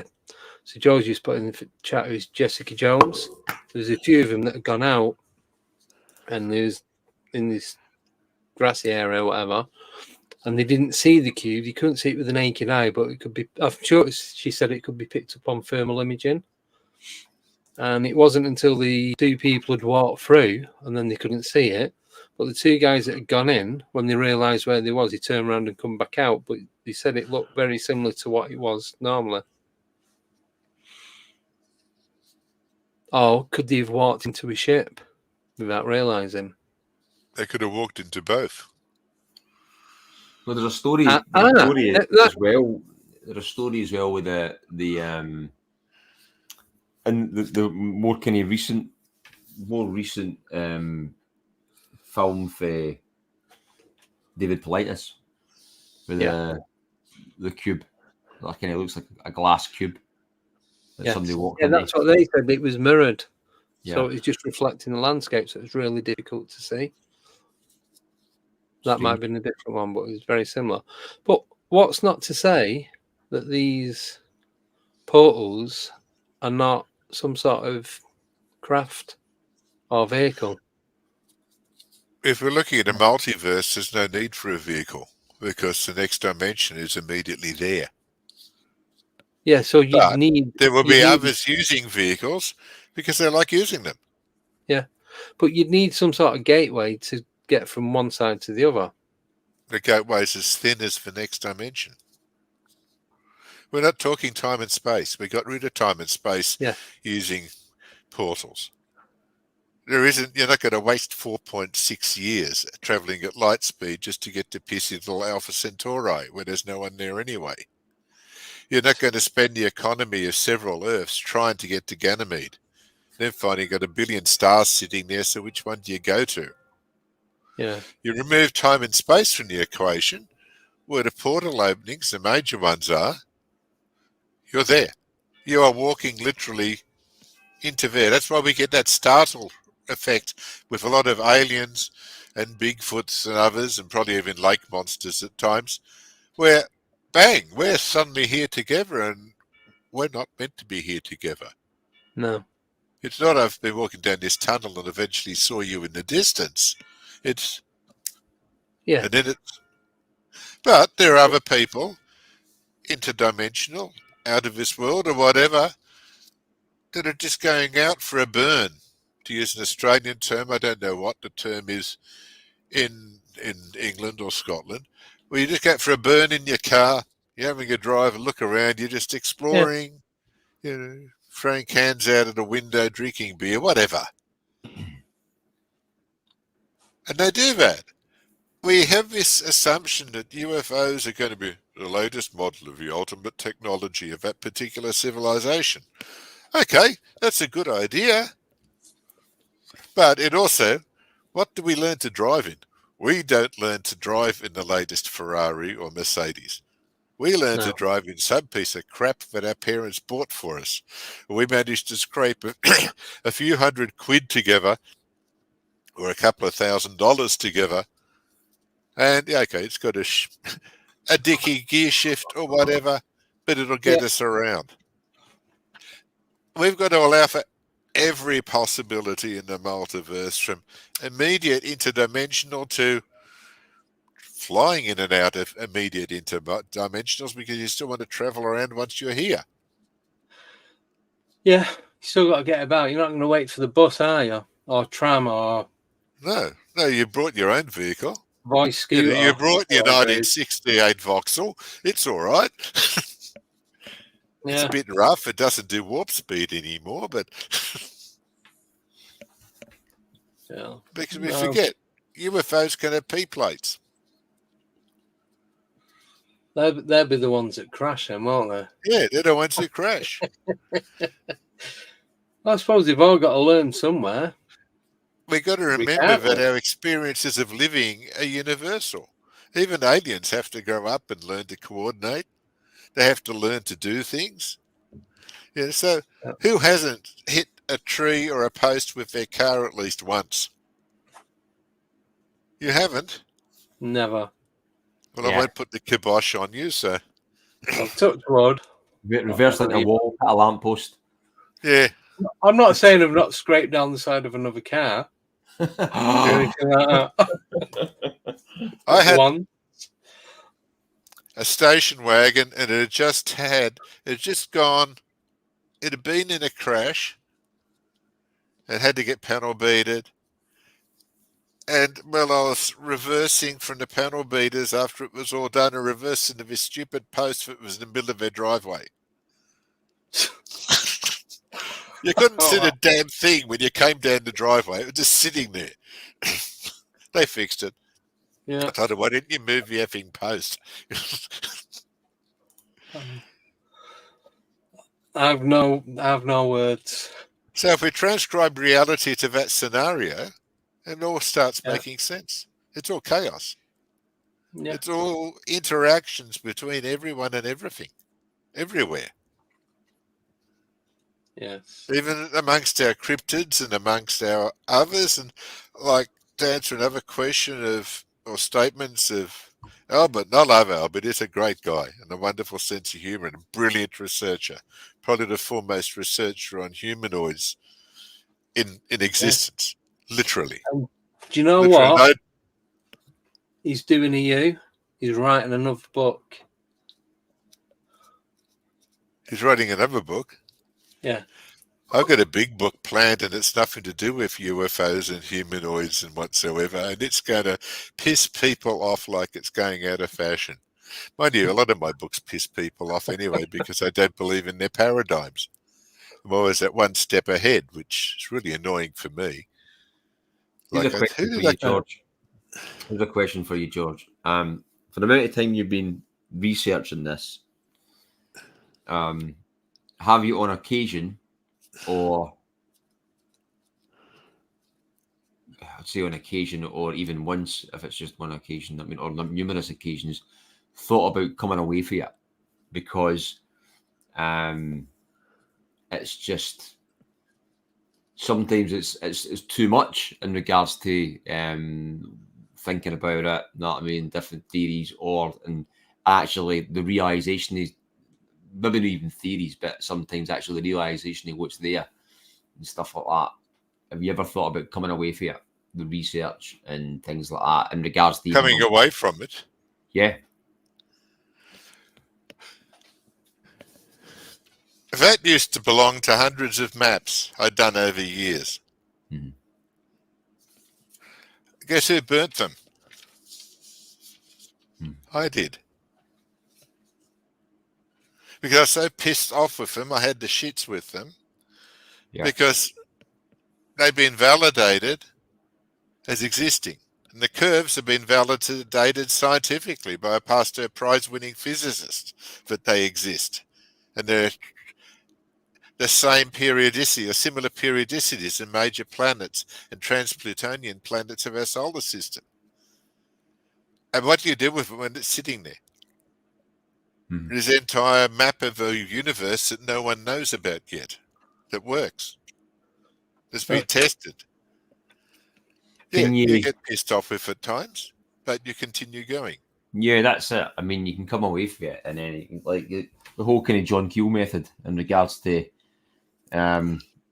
he had kind of got fed up at it numerous times, but obviously still went with it.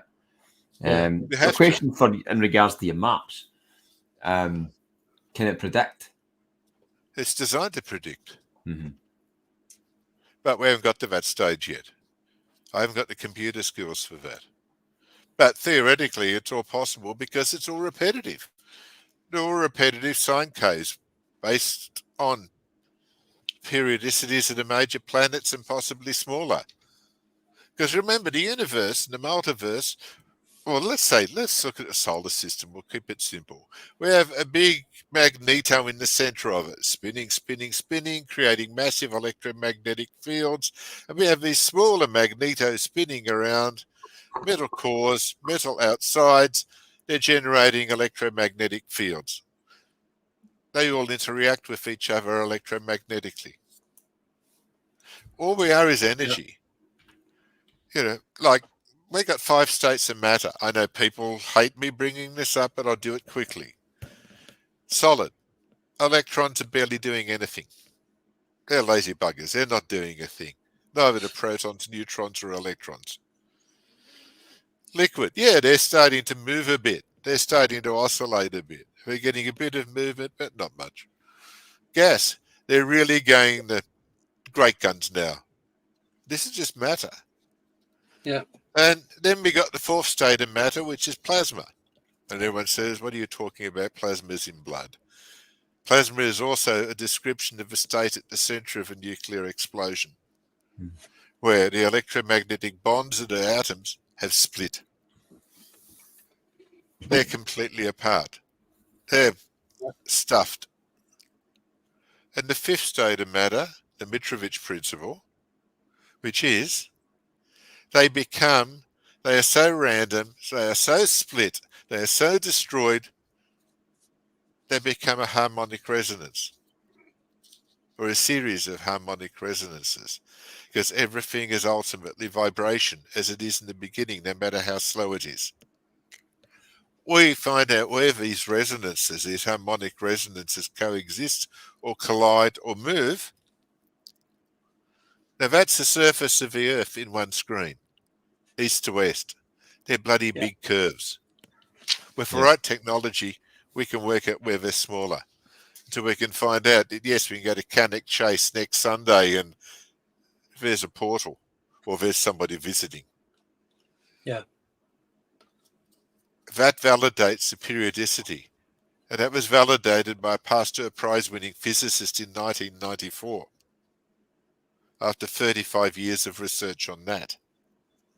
That's how long I've been doing the research on phenomenal events on Earth. Because I can't do phenomenal events anywhere else. I'm not there. But I know of. Yeah. We found a planet. I'll just add this one. Last week, a Japanese group of astronomers. Yay! Bit like the Muppets, really. Yay! They said, we've found a planet in the Oort cloud. For those who don't know, O-O-R-T, Oort cloud. Oort cloud surrounds our solar system. It's at an average distance of 500 astronomical units away. An astronomical unit is a distance from the Earth to the Sun. Okay, it's an Oort cloud. It's all composed of millions and millions of broken bits of planets and things, and rocks, and you name it. Most of our comets come from it. Most, not all, when they come in to go around the Sun and go back again. And they said, we've found a planet at 510 to 515 astronomical units away. Yay! I thought we discovered that by looking at this data and analysing it in 1993. Uh. No one wanted to listen to us. Once again, another one of my things I've worked on takes 50 years to get to here. Well, in that case, that was only 30 years. Others have taken 50. Yeah. Which pisses me off, as you said. You go off, Chris. Mm-hmm. But you don't go off for long because there's too much to know. There's too much to learn. There's too much to teach. You know why I publish books?